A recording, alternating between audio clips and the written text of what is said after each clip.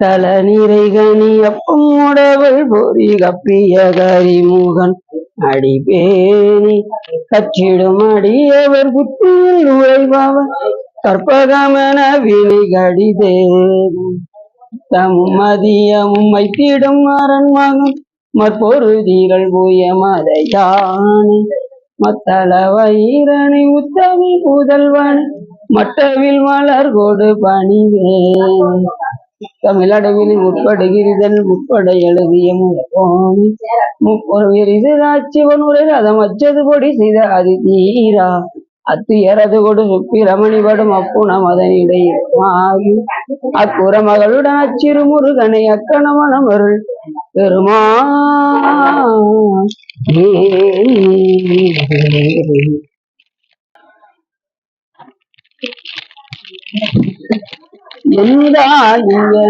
எந்தாருள் தந்தையும் நீ சிந்தா குலமானவை ஈத்தனையாள் கங்கா கதிர்வேலவனே உமையாள் மைந்தா குமரா மறைநாயகரே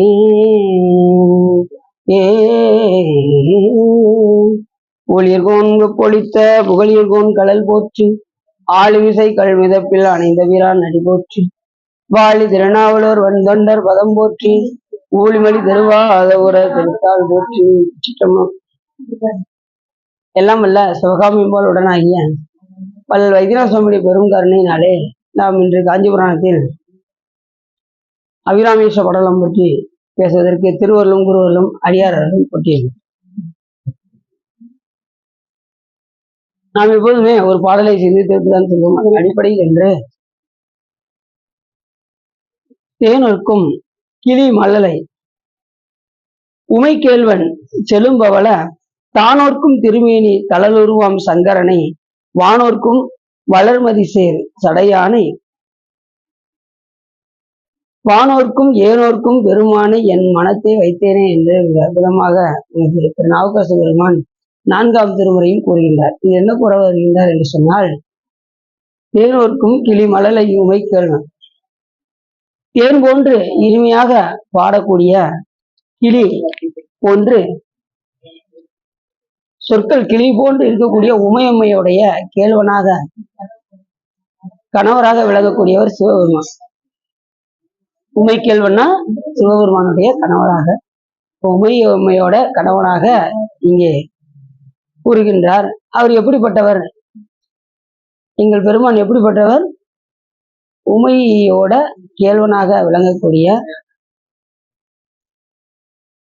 எங்கள் பிராட்டியுடைய கணவராக விளங்கக்கூடிய எங்கள் சிவபெருமான் தேன் போன்று மலலியாக கிளி போன்ற சொற்களை உடைய எங்கள் உமாதேவியாருடைய கணவனாக விளங்கக்கூடிய எங்கள் பெருமான் தானோர்க்கும் திருமேனி தளருவாம் சங்கரணி. அவருடைய திருமேனி எப்படிப்பட்டதாக இருக்கும்? அழல் உருவாக இருக்கும். இத நமது மங்கையர்க்கரசி பலவர்கோன் பாவை வரிவலை கைமடமாடி என்ற பாடல்ல கூட நமது ஞானசம்பந்த பெருமான் சொல்றாரு, சிவபெருமான் எப்படிப்பட்டவர் அப்படின்னு சொல்லும்போது, பொங்கு அழல் உருவன் பூத நாயகன் நாள் வேதமும் பொருள்களும் அருளி அங்கையற்கண்ணி தன்னோடு வந்த ஆளவாயாவதும் இதுவே என்று ஞானசம்பந்த பெருமான் சொல்றாரு. அந்த பாட்டுல சொல்றல, மங்கையர்க்கரசி பலவர்கோன் பாவை வரிவளை கை மடமானி பங்கைய செல்வி பாண்டிமதேவி பணி செய்து நாள்தோறும் பரவ பொங்கழல் உருவன் பூதநாயகன் நாள் வேதமும் பொருள்களும் அருளி அங்கையர் கண்ணி தன்னோடு அமர்ந்த ஆளவையாவதும் இதுவே. இது பண்ண ரொம்ப சூப்பரா இருக்கும். இதுவே அங்கையர் கண்ணி தன்னோடு அமர்ந்த ஆளவையாவதும் இதுவே அப்படின்னு வரலாம். இதுவே அப்படின்னு வரலாம். ரொம்ப ஆனந்தமா இருக்கும். இப்படி நீங்க பாடி பாருங்க, நல்லா இருக்கும். ஆமா, நீங்க தனியா இருக்கும்போது பாடி பாருங்க. கூட்டமா இருக்கும்போது ராக வேற மாதிரி இருக்கும். நேற்று பாடும்போது அடியில் ஒரு ராகத்துல போல நீங்க பின்னாடி ஒரு ராகத்துல ஆடுறீங்க. சரி அப்படி ஆமா அப்படி இதுல என்ன சொல்ல வர்றேன்னா, பொங்கு அழல் உருவன் பூதநாயகன் நாள் வேதமும் பொருள்களும் அருளி என்று கூறுவதற்கு பெருமானுடைய அந்த திருமணி எப்படி இருக்கும் என்று சொன்னால் அழல் போன்று இருக்கும், நெருப்பு போன்ற வடிவமுடையவன் சொல்லுவான். ஜோதியும் ஆனவன், சொற்றுணை வேதியன் சோதியும் ஆனவன், சோதிய கடவுள் கிடையாது, சோதியாவும் இருப்பார்.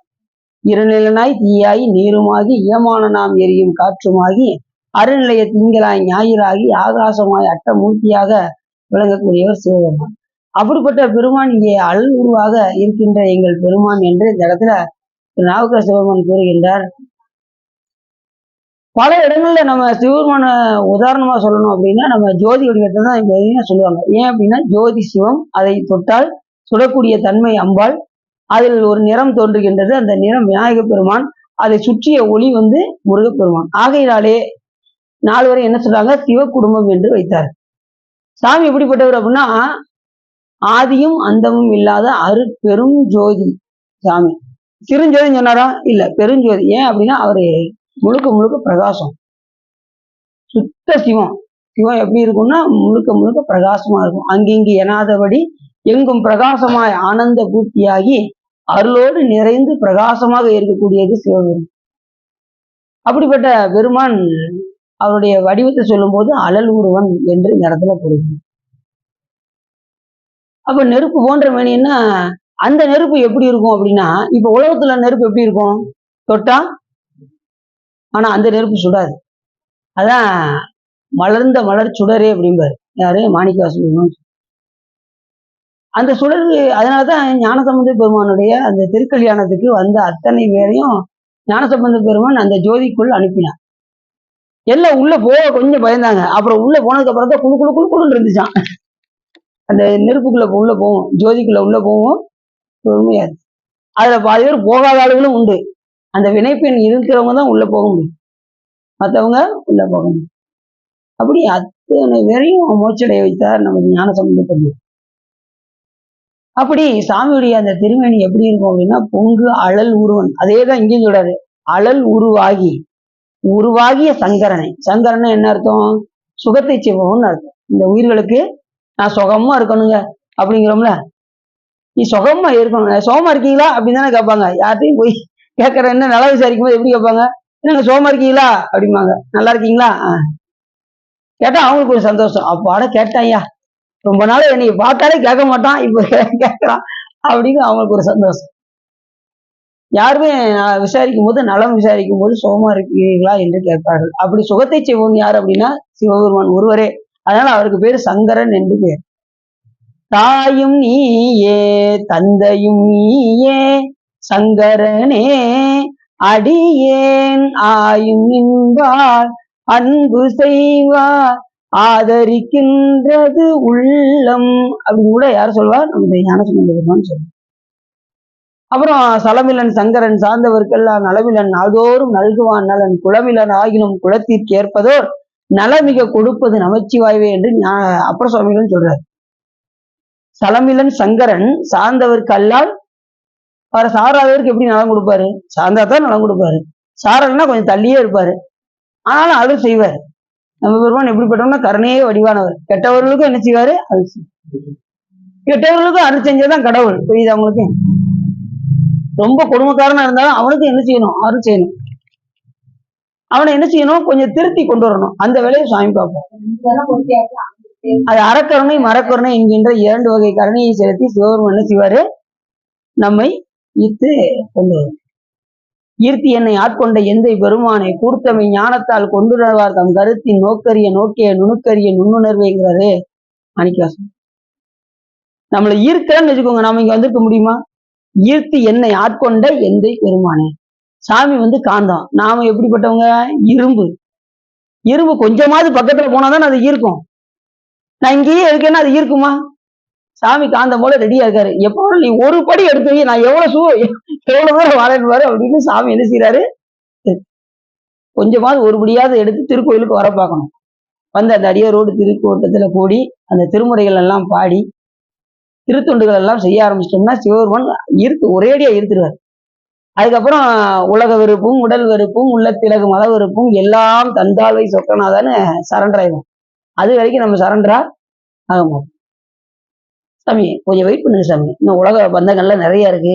அதுலயும் பாத்தீங்கன்னா ஒருத்தர் நம்ம கடைக்கு ஒருத்தர் வருவார். நீங்க திருக்கோயிலுக்கெல்லாம் போறீங்க, நிறைய கோயிலுக்கெல்லாம் போறீங்க, நீங்க அடியார் கூட்டத்துல நீங்க திருமுறை எல்லாம் பாடுறீங்க. எனக்கு உலக பந்தம் எங்க பார்த்தாலும் பிரச்சனைகள், வீட்டுல சச்சரவுகள் அப்படின்னு சொல்லிக்கிட்டே இருப்பாரு. அடின்னு வந்து வந்து சொல்லிக்கிட்டே இருப்பாரா? நீங்க ஒண்ணும் வேண்டாம், நம்ம திருக்கூட்டத்துக்கு வாங்க, திருமுறையை படிங்க.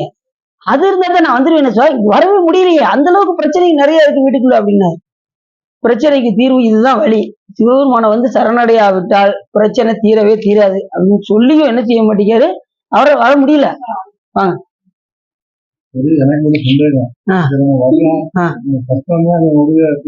கண்டிப்பா தீர்ந்துடும். அது என்ன சார், அதாவது எப்படின்னா கொஞ்சம் கொஞ்சமா தீரும்.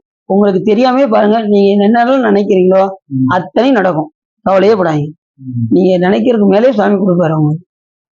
எல்லாம் தரும் கான் பெருந்துறையில் மேய பெரும் கருணையாளன் மருந்துருவாய் என் மனத்தை வந்துன்னு மாணிக்கவாசகர்மான்னு சொல்லுவோம். அதனால எல்லாத்தையும் கொடுப்பாரு சாமி. அதனால நோட்டோட இருக்கீங்க. நீங்க திருவாசம் எழுதுனதையா கொண்டு சரி. அப்படி பொங்கு அழல் ஒருவன் போத நாயகன் ஆள் வேதமும் பொருள்களும் அருளி என்று கங்கை சுவாமி என்ன சொல்றாரு, சங்கரனை அப்படிங்கிறாரு. சங்கரன் அப்படின்னாலே சுகத்தை செய்பவன் அப்படின்னாரு. எல்லா உயிருக்கும் முக்கியமா என்ன வேணும், சுகம் வேணும். ஆகையினாலே சுகத்தை செய்கின்ற சங்கரனாக விளங்கக்கூடிய எங்கள் பெருமான் வானோருக்கும் வளர்மதி சேர் சடையான் எல்லா தேவர்களும் காணும்படியாக சிவபெருமான் என்ன செய்யறது, அந்த வளர் சடையாக விளங்கக்கூடிய அதை சொன்னாரு, வளர் மதி சேர்ந்தாரு. தேய் பிறைன்னு சொல்லல, வளர் பிறை அப்படின்னு. ஏன்னா அந்த சந்திரன் என்னாச்சு, தேய்ந்து கொண்ட அந்த சந்திரனை சிவபெருமான் எடுத்து தலையில வச்சதுனால அது என்ன ஆயிடுச்சு, வளர ஆரம்பிச்சிச்சு. அதனால வளர் பிறை அப்படின்னு. இப்ப நம்ம ஒருத்தரும் சின்ன பிள்ளைல இருந்து வளர்றோம்ல, நாம நினைச்சா வளர்ந்துட முடியுமா? ஒருத்தவங்க குட்டையா இருக்காங்க, ஒருத்தவங்க நெட்டையா இருக்காங்க, ஒருத்தவங்க குண்டா இருக்காங்க, ஒருத்தவங்க ஒல்லியா இருக்காங்க. இதெல்லாம் என்ன காரணம், அவரவர் செய்த வினைதான் காரணம். அதான் செய்தொழில் வேற்றுமையான் அப்படின்னாரு வள்ளுவர். ஒவ்வொருத்தவங்க ஏங்க இப்படி இருக்காங்க. ஒருத்தர் கேள்வியை கேட்டாரு, சாமி கடவுள் இருக்காருல்ல, அவர் எல்லாத்தையும் உணவுல படைக்க வேண்டியதானே அப்படின்னு. அவர் உணவுலதான் படைச்சாரு, நாம செஞ்ச வேணா இப்படி இருக்கும் அப்படின்னு சொன்னேன். ஒருத்தர் குண்டா இருப்பதும் ஒல்லியா இருப்பதும், ஒருத்தவங்க வளர்த்தியா இருப்பதும் குட்டையா இருப்பதும் அவரவர் செய்த வினைக்கு தகுந்தவாறு சாமி அதுக்கு தகுந்த மாதிரி உலகத்தையும் அதுக்கு தகுந்த மாதிரி உடம்பையும் நமக்கு இறைவன் கொடுத்துருக்காரு அப்படின்னு சொல்றதும் அப்படியா. அப்புறம் ஒரு கேள்வி கேட்டாரு பாருங்க, அதுதான் என்னால முடியல. என்ன கேள்வி கேட்டாரு அப்படின்னா, கடவுள் இருக்காரா இல்லையா, இருக்காருப்பா அப்படின்னு. அவர் எல்லா உயிருக்கும் மோட்சத்தை கொடுத்துட வேண்டியதுன்னா நம்ம எதுக்கு துன்பப்படணும் அப்படின்னு ஈஸியா கேட்டாரு.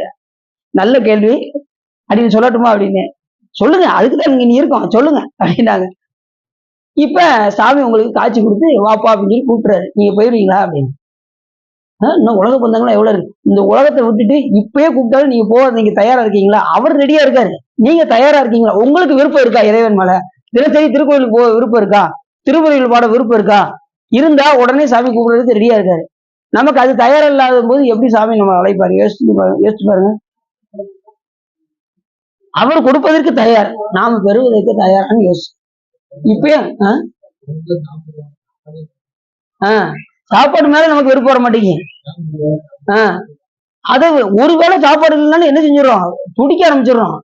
காலை டிஃபன் ரெடி ஆயிரணுங்க அப்படின்றோம். மதியம் சாப்பாடு கரெக்டா உணவு உள்ள போட்டு ஆகணும். அப்படி இருக்கும் நம்ம நிலைமை. எங்க உலகத்தை விட சொல்லுங்க பார்ப்போம். விடலாம், சிவபெருமான் திருவருள் இருந்தால் நம்ம உலக பந்தங்களில் இருந்து, அதான் உலக பசுபாச தொந்தம் அதுவான இந்த ஒரு பாட்டுக்கு ஒரு நாள் விளக்கம் சொல்லலாம்னு அடி நினைச்சேன். திருப்புகளுக்கு இந்த இது முடிஞ்சதுக்கு அப்புறம் நம்ம திருப்புகள் ஒரு பாட்டுக்கு விளக்கம் சொல்ல போறோம். எதுக்கு, இந்த காஞ்சி புராணம் முடிஞ்சதும் அடுத்த புராணம் ஆரம்பிக்கிற வரைக்கும் நம்ம திருப்புகள் ஒரு பாடலுக்கு வழங்கும்.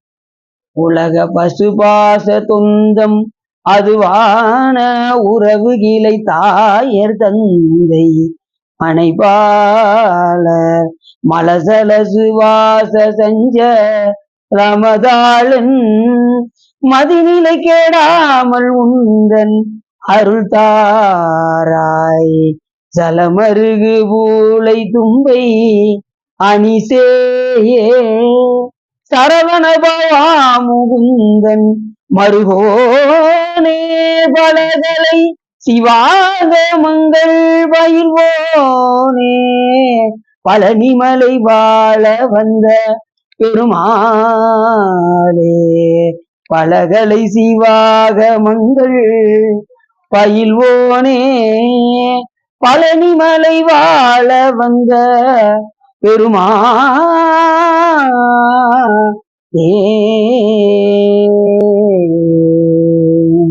அருமையான பாட்டு அருணைநாத பெருமான். உலக பசுபாச தொந்தம் அதுவான உறவுகளை தாயர் தந்தை மனைபாளர் அத்தனை இதுலயும் கிடந்துட்டு மலத்துல கிடந்துக்கிட்டு முழிக்கிற சாமி அப்படின்னாரு அருணைநாத பெருமான். உன் திருவருளை நான் என்னைக்கு பெறுவது? மலசல சுவாச சஞ்ச ரமதாளன் மதிநிலை கேடாமல் உந்தன் அருள் தாராய். பெருமானே, அந்த மதியில இருந்து என்னை மாற்றி எனக்கு அருள் செய்யக்கூடாதா? அதுக்கு என்ன வழினாரு? சலமருகு பூலை தும்பை. பூசைதான், பூசை இல்லாம எதுவும் கிடையாது. சலம்னா தண்ணி, அருகுனா அருகம்புல்லு, தும்பைனா தும்பை பூவு. இதை வைத்து யார வழிபாடு செய்யணும்னாரு? சிவபெருமான வழிபாடு செய்யணும்னாரு. சலமருகு பூலை தும்பை அணிசேயே சரவணபவா முகுந்தன் மருகோனே. அப்படிப்பட்ட திருமாலுடைய மருமகனே அப்படின்னு யார சொல்றாரு? அதுல முருகப்பெருமானை வைத்து போற்றுகின்றார். சிவபெருமானுடைய மைந்தனே என்று போற்றுகின்றார். இந்த பதியம் முழுவதும், இந்த பாடல் முழுவதும் அவ்வளவு அருமையா சொல்றாரு அருணைநாத பெருமான். ஏன்னா உலக பந்த வாசம் நம்மை மயக்குகின்றது.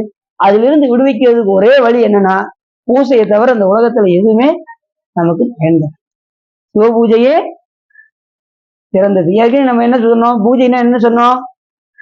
யாராவது சொல்லுங்க. போன வட்டம் சொற்பொழிவுல சொன்னோம். பூசை என்றால் என்ன? பூ என்றால் வருவது, சை என்றால் எது வருவது எது போவது? புண்ணியம் வருவதும் பாவங்கள் போவதும்.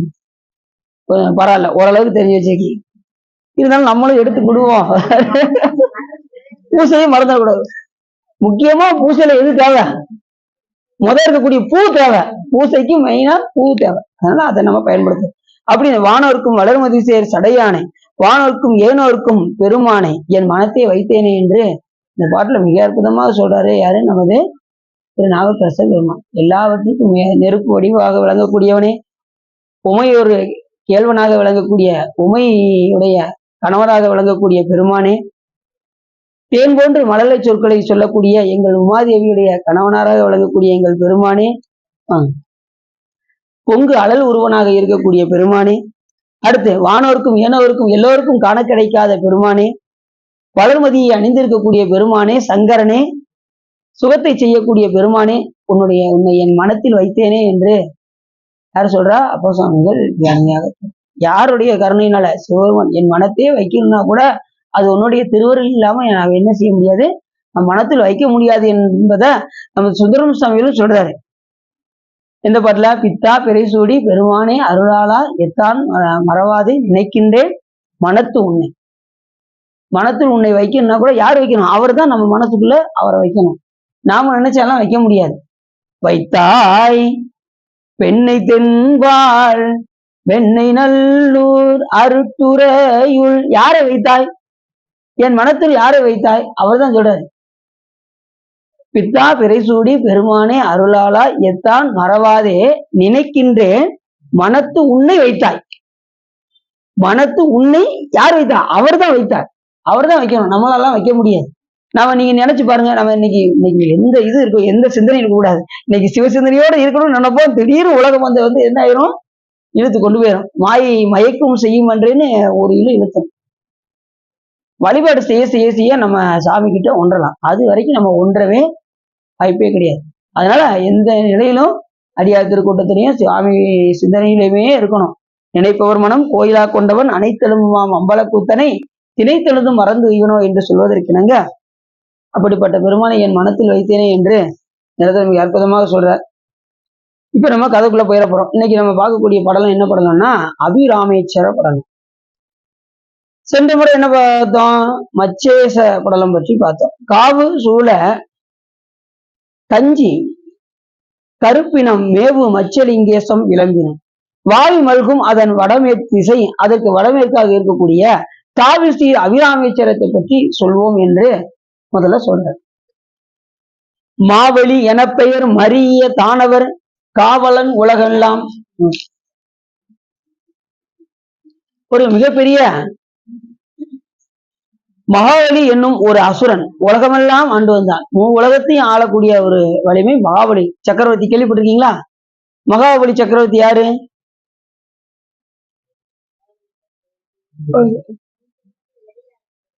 கரெக்டா சொல்லிட்டாங்க. முற்பிறவில எலியாக இருந்தவர் தான் மகாபலி சக்கரவர்த்தியாக சிவபெருமான் பிறக்க வைத்தார்.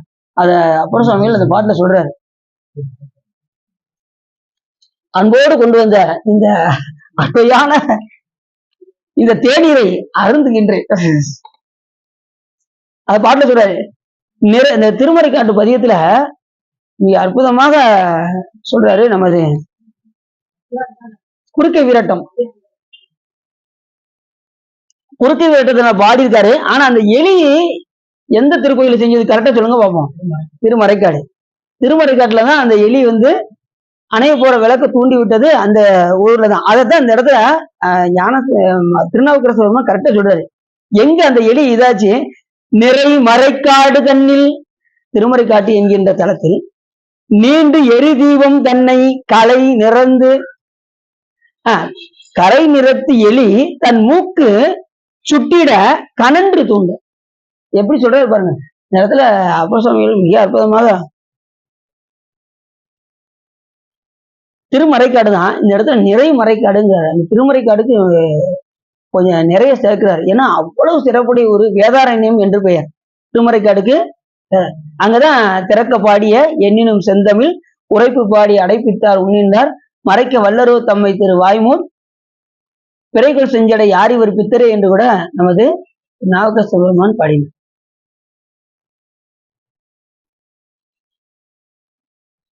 பன்னினேர் மொழியாள் உமை பங்கரோ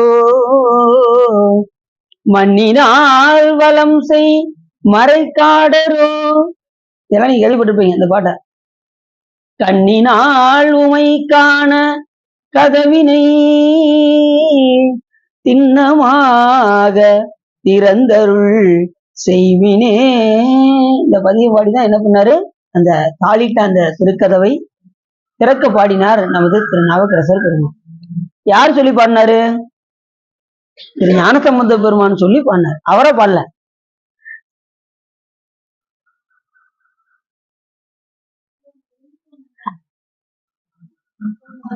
அந்த பாட்டுதான். அதாவது நமக்கு போன் போடும்போது எப்படினாலும் எடுத்துருவோம் அப்படிங்கிறதுக்கு அந்த பாட்டு. எப்படினாலும் போன் ஓபன் பண்ணிடுவோம். நீங்க 12 மணிக்கு போன் போட்டாலும் எடுக்கப்படும். ஒரு ஆள் 12 மணிக்கு ஒரு சொற்பொழில சொன்னேன். கரெக்டா 12 மணிக்கு போன் போட்டாரு. ஒரு சார் நீங்க 12 மணிக்குனாலும் போன் போடணும்னு சொல்லியிருக்கீங்க, ஒண்ணு கேட்கலாமா அப்படின்னாங்க. தாராளமா கேளுங்க சார் அப்படின்னு நான் உடனே எதிர்த்து கேட்டேன். அவர் எல்லாம் ஒரு கொஸ்டின் நல்லா கேட்டாரு. அவர் தான் இந்த கொஸ்டினை கேட்டது. எது சிவபெருமான் கடவுள்னா எல்லா உயிருக்கும் மோட்சத்தை கொடுத்துட வேண்டியதான நைட்டு 12 மணிக்கு போன் போட்டு கேட்டாரு. அதுக்கு சொல்ல அப்படிங்கிற 12 மணிக்கு கேள்வி கேட்டாரு. சரி, இப்ப அப்படிப்பட்ட திருமறைக்காடு வேதாரண்யம் என்பது வேதங்கள் எல்லாம் அந்த கதவை கடைசியா என்ன ஆயிடுச்சு, அது தாளிட்டு கொண்டதுக்கு அப்புறம் அதுக்கப்புறம் யாருமே அந்த கதவை திறக்கவே இல்லை. வேதங்களால் மூடப்பட்ட அந்த திருக்கதவை யாரும் திறக்க அஞ்சினார்கள். அப்பொழுது ஞானசம்பந்த பெருமானும் திரு நாவுக்கரச பெருமானும் அந்த திருத்தலத்திற்கு உடனே அப்பர் சுவாமிகளை பார்த்து ஞானசம்பந்த பெருமான் சொல்றாரு, திருப்பதிகம் பாடுங்க அப்படின்னு சொன்னதும் பாடுன்னு சொன்னதும் உடனே இவர் என்ன செஞ்சாரு, பாட ஆரம்பிச்சார். அதனால கொஞ்சம் லேட்டா சாமி என்ன செய்யறாரு, கடைசி வரைக்கும் கேட்டுட்டு இந்த பதியத்தெல்லாம் கேட்டுட்டு சாமி பாடுறாரு. ஞானசம்பந்த பெருமான் ஒரு பாடல் தான் பாடினாரு. அது வேகமா மறுபடியும் முடிச்சு. என்ன காரணம்? இப்ப ஒரு பெரியவங்க நம்ம வராங்கன்னு வச்சுக்கோங்க. ஏற்கனவே இது உங்கள்கிட்ட சொல்லியிருக்கேன் இதுக்கு முன்னாடி, இருந்தாலும் ஒருக்கா ஞாபகப்படுத்துறேன், சரிதானா? இப்போ ஒரு பெரியவங்க சேர்ல உட்கார சொல்றாங்கன்னு வச்சுக்கோங்க. நீங்க என்ன செய்வீங்க? ஐயா நீங்க உட்காருவீங்கன்னு சொல்றது முறையா முறையிலையா சொல்லணும். அப்ப ஞானசம்பந்த பெருமான் பாடுனது ஒரு கடன்னு பாட ஆரம்பிச்சார். அப்ப என்ன சொல்லியிருக்கணும்னா, ஞானசம்பந்த பெருமானே நீங்கள் பாடுங்கள் அப்படின்னு சொல்லியிருக்கணும். நம்ம அறிவை கொண்டு சொல்லல, அது சொல்ற ஏற்கனவே அருளாளர்கள் சொல்லியிருக்கிறத வச்சு சொல்றேன். இது செவிவெளி செய்தியா என்னன்னு அப்படின்னு தெரியல. இருந்தாலும் இதை வந்து இப்படிதான் அப்படின்னு ஒருத்தவங்க உரை எழுதியிருக்காங்க. அதை வச்சு அடின்னு சொல்றேன். அந்த இடத்துல சொல்லியிருக்கணும். அதனாலதான் சாமி கொஞ்ச நேரம் லேட்டா என்ன செஞ்சாரா, அந்த திருக்கதவை திறந்தார் என்று அந்த பாடல்ல வருது. உடனே ரொம்ப மனவேதனையோடு ராமகிருஷ்ண பெருமான் இருக்கும்போது அவருடைய மன சஞ்சலத்தை போக்குவதற்காக சிவருமான் என்ன பண்ணாரா, ஒரு அந்தணர் வடிவுல ஒரு இடத்துல போய் நின்னாராம். அவர் காணும்படி, யாரு காணும்படி, திரு நாவுக்கரச பெருமான் காணும்படி அந்த இடத்துல நின்னார். உடனே அங்க ஒரு அந்தணன் நிற்காருன்னு இப்படி பக்கத்துல போறான், திடீர்னு இன்னொரு இடத்துல இருப்பாராம். இப்படி கடத்தி கடத்தி கடத்தி எங்க கூட்டு போயிருக்காரு, திருவாயுமூர் கூட்டு போயிருக்காரு. வாங்க சார், திருவாயுமூர் கூட்டு போயிட்டார். அங்க பின்னாடியே திரு ஞானசம்பந்த பெருமான் 16,000 அடியாரோடு பின் தொடர்றாரு. தொடர்ந்து கோயிலுக்கு போயாச்சு. உள்ள போய் பார்த்தா கூட வந்து அந்த நேரம் திடீர்னு உள்ள கருவறைக்கு உள்ள போனவர் வெளியே வரல. வந்திருப்பது யாரு? உடனே பதியம் பாட ஆரம்பிச்சிட்டாரு. எங்கே என்னை இருந்திடம் தேடிக்கொண்டு அங்கே வந்து அடையாளம் வைங்க. நான் எங்கேயோ இருந்தேனே பெருமானே, என்னை நீ என்ன செய்தாய்? எங்கே என்னை இருந்திடம் தேடிக்கொண்டு அங்கே வந்து அடையாளம். என்ன அடையாளம்? அந்தனர் என்கின்ற அடையாளத்தோடு என்னை இங்கே கூட்டி வந்தாயே, என்ன காரணம் அப்படின்னு ஞாபகம் சொல்லணும். எங்கே தோன்றும் திரு வாய்மூர் செல்வனார் அங்கே வாவென்று போனார் அதன் குலம். என்ன வான்னு சொல்லிட்டு நீ என்ன செஞ்சிட்ட, உள்ள போயிட்டிய பெருமானே அப்படின்னாரு. மண்ணு மாமரை காட்டு மணாளனார், பெருமானே காட்டு சாமி, உன்னை காட்டு அப்படின்னு யார் சொல்றா? திரு நாவுக்கரசர். மண்ணு மாமரை காட்டு மணாளனார் உண்ணி உண்ணி உறங்குகின்றேனுக்கு. இந்த பதியம் பாடும்போது தேவர மரத்துல நாங்க முன்னாடி பாடுவோம், உறங்குகின்றேன் உனக்கு அப்படின்னு படிக்கக்கூடாது. உறங்குகின்றேன், அது எல்லாருமே அப்படி பிரிச்சு படிப்பாங்க. சோ பிரிச்சு படிக்கணும் அப்படின்னு. உறங்குகின்றேன் உனக்கு, சாமிக்காக உறங்க வச்சுக்குவாங்க. உறங்குகின்றேனுக்கு, நான் அறியாமையில உறங்குகின்றேன், அதனால உறங்குகின்றேன். தன்மை வாய்மூர் தலைவனமா சொல்லி என்னை வா வென்று போனார் அதன் போல. என்னை வான்னு சொல்லிட்டு உள்ள போயிட்டே சாமி பார்த்துக்கிட்டே இருந்தாரு, பதியம் பாடிக்கிட்டே இருந்தாரு திரு நாவுக்கரசர். சாமி காட்சி கொடுப்பதா இல்ல. உடனே கட்சியில அப்படி பின்னாடி பார்த்தா திரு ஞானசம்பந்த பெருமான் நின்றுட்டு இருந்தாராம். உடனே கடைசி பாடல சொன்னாரு, பிறக்க பாடிய எண்ணினும் செந்தமிழ் உரைப்பு பாடி.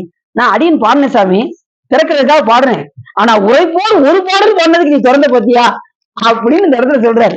யாரா? திரு ஞானசம்பந்த பெருமான் சொல்ற. உரைப்பு பாடி அடைப்பித்தார் உன்னின்றார். அடைக்கிறதுக்காக பாடினாரே யாரு? அவர் யாரு? திரு ஞானசம்பந்த பெருமான். எங்க இருக்காரு அவர்? அன்னின்றார் அங்க இல்ல, இன்னுன்றார் இங்க இல்ல, பக்கத்துல பின்னாடி திரு நாவுக்கரசர் பெருமானுக்கு பின்னாடி உன்னின்றார் அப்படின்னாரு. பக்கத்துல பின்னாடி நிக்காரு சாமி. இப்ப இவருக்காக நீ என்ன செய்யணும், காட்சி கொடுத்துதான் ஆகணும் அப்படின்னாரு. அடுத்த நிமிஷமே சாமி அப்படியே விடைவாகனதா காட்சி கொடுத்தார். பிறைகோள் செஞ்ச கடைசி பதியம் முடிக்கையில சொல்றாரு, பிறைகோள் பெருமானே நீ தானா, பிறைகோள் செஞ்சடை யார் இவர் பித்தரே, பெருமானே வந்திருப்பது நீ பெருமான் தானா, பிறைசடை அணிந்திருக்கக்கூடிய பெருமான் தானா அப்படின்னு சொல்லி உடனே ஞானசம்பந்த பெருமான் காட்டினாரா. சிவபெருமான் எல்லாருக்கும் யாரு காட்டணும்?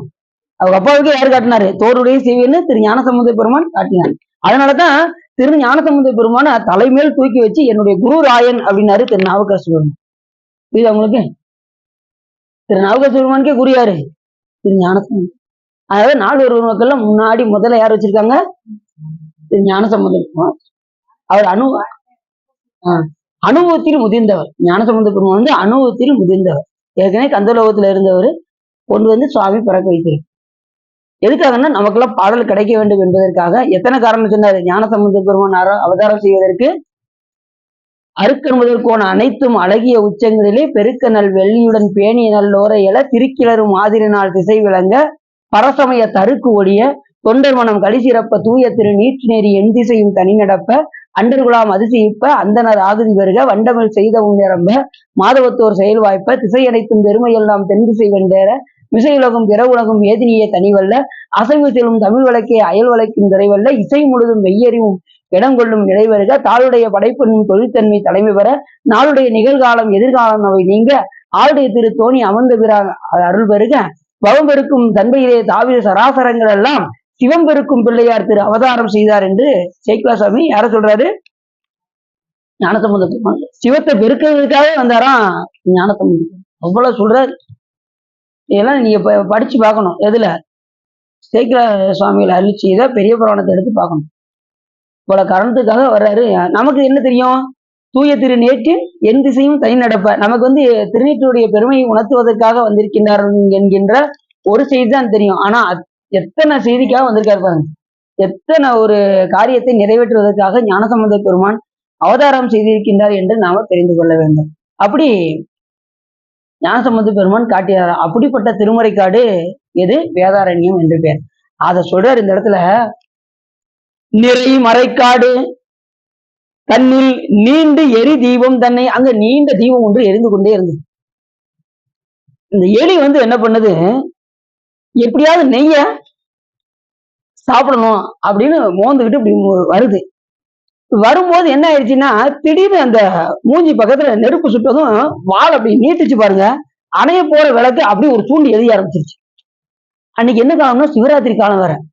அந்த நேரத்துல இது தூண்டி எரிய விட்டதுனால அதை சொல்றாரு இந்த இடத்துல. கரை நிறத்து எளிதன் மூக்கு சுட்டுருச்சு. சுட்டதுமே வால் அப்படி நீட்டுச்சு பாருங்க. படக்குன்னு அந்த அணைய போற இது ஆனது தூண்டி எரிய ஆரம்பிச்சு. தன் மூக்கு சுட்டிட கனன்று தூண்ட உடனே அந்த வால்னா கொண்டு அந்த அணைய போற விளக்கு அந்த திரியை இப்படி தூண்டி விட்டுருச்சு. தூண்டி விட்டதுனால பிரகாசமா எரிய ஆரம்பிச்சிருச்சு அந்த விளக்கான. விளக்கு போட்டா எவ்வளவு பயன் தெரியுமா உங்களுக்கு? விளக்கு ஏன் போடணும்? எதுக்கு எல்லாரும் விளக்கு போடுறீங்க? சோசியர் சொல்லியிருக்காங்க, அதனால விளக்கு போடுறீங்க அப்படின்னா. அப்படி நிறைய பேர் பாத்தீங்கன்னா திருக்கோயிலுக்கு அங்க வைத்தியநாத சாமிகளுக்கு வருவாங்க. விளக்கு போடுறீங்க என்ன காரியத்துக்காக? ஜோசியர் சொல்லியிருக்காரு, எலுமிச்சம்பழத்துல 10 விளக்கு போட சொல்லியிருக்காரு, போட வந்திருக்கேன் அப்படின்னு நிறைய பேர் சொல்றாங்க. உண்மையில எதுக்காக நம்ம விளக்கு போடணும் அப்படின்னா, நம்ம வீடு இருளாக இருந்தாலும் கூட, நம்ம வீடு இருள் அடைச்சு போய் நிறைய வீட்டுல பாத்தீங்கன்னா இந்த நல்லா தெரிஞ்சுக்கோங்க, வீடுன்னா உள்ள நுழையில எதுக்கு என்ன இருக்கணும்? ஜன்னல் இருக்கணும். எதுக்கு என்ன இருக்கணும்? ஜன்னல் வச்சு வீடு கட்டணும். ஜன்னல் இல்லை அப்படின்னா மேல மான வெளி மாதிரி தோண்டி விடணும். மான வெளி மாதிரி இருக்கணும். அடப்பு இருக்கக்கூடாது. எதுக்கு? வாசலுக்கு நேரம் என்ன இருக்கக்கூடாது? அடப்பு இருக்கக்கூடாது. இல்லை அப்படின்னா பின்னாடி என்ன வைக்கணும்? பின்னாடி ஏதாவது ஜோதி வடிவமாகிய ஏதாவது விளக்கு ஏற்ற வேண்டும். விளக்கு எரியணும் அந்த இடத்துல. இல்லாத வீட்டுக்கு சொல்றேன். இருக்கிற வீட்டுக்கு மானவெளி கண்டிப்பா இருக்கணும். இல்லைன்னா ஜன்னல் இருக்கணும். இல்லைன்னா பின்னாடி ஒரு பாத்திரம் இருந்தா கூட பிரச்சனை இல்லை. அந்த மாதிரி இருக்கணும். அப்படி நம்ம வீடு இருளாக இருந்தது என்றால், ஒரு வீட்டுக்கு அப்படிதான் போயிருந்தேன். ஒரு அம்மா கூப்பிட்டாங்க, எங்க வீட்டுல எதுனாலும் ரொம்ப மன கஷ்டமா இருக்கு, நீங்க என்னன்னு பாருங்க, எங்க வீட்டுக்கு பாருங்க அப்படின்னாங்க. விறுவிறு வீட்டுக்கு போனேன். முழுக்க முழுக்க அடப்பு, எங்க பார்த்தாலும் அடப்பு. சைடுல கூட இதே கிடையாது, ஜன்னலே கிடையாது, சுத்த இருட்டா இருக்கு. தெரியுமா? விளக்கெல்லாம் போடுவீங்களா? விளக்குல நாங்க எங்க போடுவோம், விளக்கே போடுறதே கிடையாது அப்படின்னாங்க. இனிமே நீங்க என்ன செய்யுங்க, நேரம் கொஞ்சம் சைட்ல கூட எதுக்கு இல்லைன்னாலும் பரவாயில்ல, சைட்ல நீங்க என்ன செய்யுங்க, முதல்ல விளக்கு போடுங்க. என்ன விளக்கு போட்டாதான் வீட்டுக்கு வெளிச்சம் வேணும். வெளிச்சம் இல்லாம என்ன ஆகாது? இருள் சூழ்ந்திருந்ததுன்னா எல்லா விதமான பேய் பிசாசு எல்லாமே என்ன ஆகும்? அந்த இருள் இருக்கிற இடத்துல பூராமே பேய்கள் அதிகமா வரும். பேய், பிசாசுகள். அப்புறம் அதாவது ஜோதி சிவம், வெளிச்சம் இருக்கிற இடத்துல இறைவன் குடியிருப்பாரு. இருள் இருக்கிற இடத்துல மற்ற எல்லாமே குடியிருக்க ஆரம்பிச்சிடும். இருள பாருங்க, பாம்பு, பள்ளி, கரப்பான், அது இதுன்னு எல்லாமே இருள குடியிருக்க ஆரம்பிச்சிடும். என்ன சின்ன விளக்கு போட்டுருங்க. அந்த இடத்துல விளக்கு போட்டோம்னா போதும். இருள் இருக்க வீட்டுல விளக்கு கட்டாயம் போடணும். 2வது, எல்லாவற்றுக்கும் மேலாக விளக்கு இடுவதன் நோக்கம் என்ன அப்படின்னா, விளக்கிட்டார் மெய்நெறி ஞானமாகும். அப்போ சுவாமி சொல்ற, விளக்கு போட போட போட நமக்கு ஞானம் உண்டாகும் அப்படிங்கிற. ஞானம் தானே வேணும். இப்ப நமக்கு சாமிகிட்ட போய் நீங்க என்ன கேட்பீங்க? எனக்கு ஞானத்தை கொடுங்க கேட்பீங்க. ஞானம் இருந்தா தானே அவரை வழிபாடு பண்ண முடியும். சிவஞானம் இருந்தா தான் நம்ம சிவத்தை வழிபாடு பண்ண முடியும். அப்படிப்பட்ட ஞானத்தை நாம் இறைவனிடம் கேட்க வேண்டும் என்று சொன்னால், இறைவனுக்கு நாம் என்ன செய்யணும்? விளக்கிட்டார் மெய்நெறி ஞானமாகும். துளைக்கில் நான் மலர் தொடுத்தால் தூயல்வின் ஏறலாகும். யாரு பூ கட்டுறாங்களோ அவங்களுக்கு சிவலோகம் எளிமையா கிடைக்குமா? இப்பயே சிவன் வாங்கப்பான்னு கூப்பிடுவாராம். சிவலோகம் இந்த இதை சொன்னதுல இருந்து எந்த மரத்திலையும் பூவே இல்லையா. ஆளாளுக்கு ஒவ்வொருத்தரும் போய் ஒரு மரத்தையும் விடவே இல்லையா. ரொம்ப சந்தோஷமா இருக்கு கேட்கவே. ஏதாவது பூ பண்ணி நல்லா செய்ய ஆரம்பிச்சிட்டாங்க. ரொம்ப சந்தோஷம். அப்படின்னு யாரோ சொன்னாங்க கடையில, இருக்க மாட்டேங்கி நான் என்ன செய்ய, இருப்பையே போய் காலையே போய் செக் பண்ணிட்டு வந்திருக்கேன், எங்கெங்கெல்லாம் இருக்கு அப்படின்னு பார்த்துட்டு நீங்க என்ன செய்றீங்களா? போய் ஆமா ஆண்டாள் கோயில்ல போய் பார்க்க போறேன்னு சொன்னீங்கல்ல, அங்கேயும் பறிச்சுட்டாங்கண்ணா. அதான் அதை நீங்க எங்க பாத்துக்கிட்டீங்களோ அதை ஞாபகம் வச்சுக்கிட்டு டெய்லி போய் அங்க போய் பறிச்சிருங்க. ஆனா பறித்துதான் மலர் கொடுக்கணும் சாமிக்கு. பறித்து மலர் கொடு வந்து ஏத்துதும் படிந்து நாமடியும் சிறப்பிலி தீவினை தீண்டப்பரா திருநீலகண்டம். ஒரு இடத்துல அவரு சொல்லிக்கிட்டு இருந்தேன். ஒருத்தர் பூ பணி செஞ்சேன்னு சொன்னாரு. எப்படி சார் செய்யறீங்க, எங்க போய் பூ பறிக்கிறீங்க? பூ பறிக்கவா, டெய்லி கடையில வாங்கி வச்சிடறேன் இல்ல அப்படின்னாரு. கடையில வாங்கி வைக்கலாம், இல்ல தப்பு சொல்லல. ஆனாலும் பறித்து ஒரு மலர்னாலும் பறித்து கொடுத்தால் சிறப்பு அப்படின்னு சொன்னதும் அதுக்கப்புறம் அவர் பறிக்க ஆரம்பிச்சிட்டார். எல்லா அருள்களும் அப்படிதான் சொல்றாங்க. இப்ப திருநாமம் ஐந்தெழுத்தும் செப்பாராகில் திறமுருகால் தீவன்னர் பேசாராகில் ஒரு காலம் திருக்கோயில் சூழாராகில் உண்பதன் முன் மலர் வாங்கி வைக்கணும் சொன்னாரா, மலர் பறித்து இட்டு உண்ணாராகில் அப்படின்னாரு. பறித்து மலரோடு வந்து ஏத்துதும் பணிந்து நாமடியும் சிறப்பிலி தீவினை திண்டப்பரா திருநீலகண்டம்னாரு. பறிச்சு சிவருமானுக்கு கொடுங்க, உங்களுக்கு தீவினையே வராது அப்படின்னாரு. இதனால பறித்து சாமிக்கு வைக்கணும். அதனால இனிமே மரங்கள்லாம் இனிமே சுத்தமா காலி நிறைய நிறைய இப்படிதான் தெரிஞ்சுதான் நாங்க ஏகப்பட்ட செடியை வச்சிருக்கோம் அப்படிங்கிறாங்க. ரொம்ப சந்தோஷம். செவ்வரளி எல்லாம் நிறைய வைக்கலாம் சார், சீக்கிரம் வந்துடும். செவ்வரளி எல்லாம் வச்சீங்கன்னா சீக்கிரம் பூ வந்துடும். செவ்வரளி அது மாதிரி நந்தியாவத்தம் சீக்கிரம் வர ஆரம்பிச்சிடும்.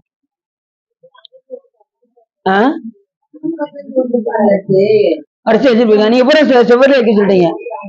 சரி சரி சந்தோஷம், அப்படிதான் வைக்கணும்.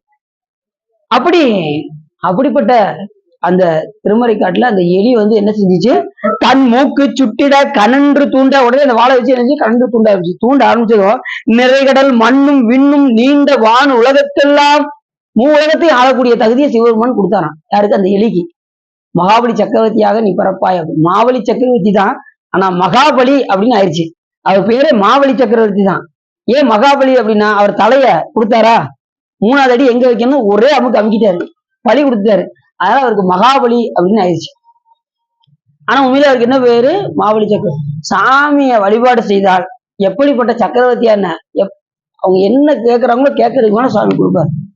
சிவருமான் தான் கொடுக்க முடியும், வேற யாராலையும் கொடுக்க முடியும்.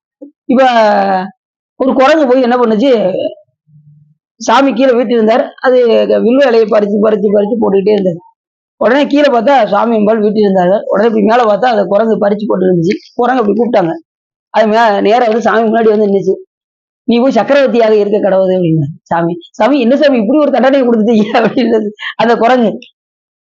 எனக்கு ஏன் சாமி இப்படி பிறவியை கொடுத்தீங்க? இல்லப்பா நீ சக்கரவர்த்தியாக பிறப்பாய் அப்படின்னு. சரி சாமி, நான் பிறக்கிறத பத்தி ஒண்ணும் இல்லை, ஏன்னா நீ செய்த அர்ச்சனை எப்படி அப்படின்னாரு சாமி. ஏதாவது வில்வத்தை வைத்து அர்ச்சனை செய்த காரணத்தினால் நீ சக்கரவர்த்தியாக பிறப்பாய் அப்படின்னதும் உடனே அவரு யோசிச்சு பார்த்தாரு. யாரு? அந்த குரங்கு யோசிச்சு பார்த்து சாமி ஒரே ஒரு விண்ணப்பம் அப்படின்னு சொல்லுப்பா அப்படின்னதும், நான் சக்கரவர்த்தியா போய் பிறக்கிறது ஓகே தான், ஆனா இந்த முகத்தோட நான் போய் பிறந்துடுறேன் அப்படின்னு. அந்த குரங்கு என்ன சொல்லுச்சு, இந்த குரங்கு முகத்தோட என்னை பிறக்க வச்சிருங்க அப்படின்னு சிவபெருமான்ட்ட கேட்டது. அதுபடியும் சாமி பிறக்க வைத்தார். முசுகுந்த சக்கரவர்த்தியாக. முருகப்பெருமானுடைய கல்யாணத்துல முக்கியமான கெஸ்ட் யாருன்னா முசுகுந்த சக்கரவர்த்தி தான். அவ்வளவு தவம் பண்ணவரு முசுகுந்த சக்கரவர்த்தி. முருகப்பெருமான் கல்யாணத்துக்கு போகணும்னா சும்மா சாதாரண விஷயமா? வில்வத்தை பறிச்சு போட்டா சாமி விட்டுருவாரா? ஒரு வில்வத்துக்கே ஒரு ஜென்ம பாவ வினைகள் நீங்கணும். வில்வத்தால் அர்ச்சித்தால், ஒரு வில்வத்தை எடுத்து சிவபெருமானை அர்ச்சித்தால் என்ன பலன் உண்டாகும்?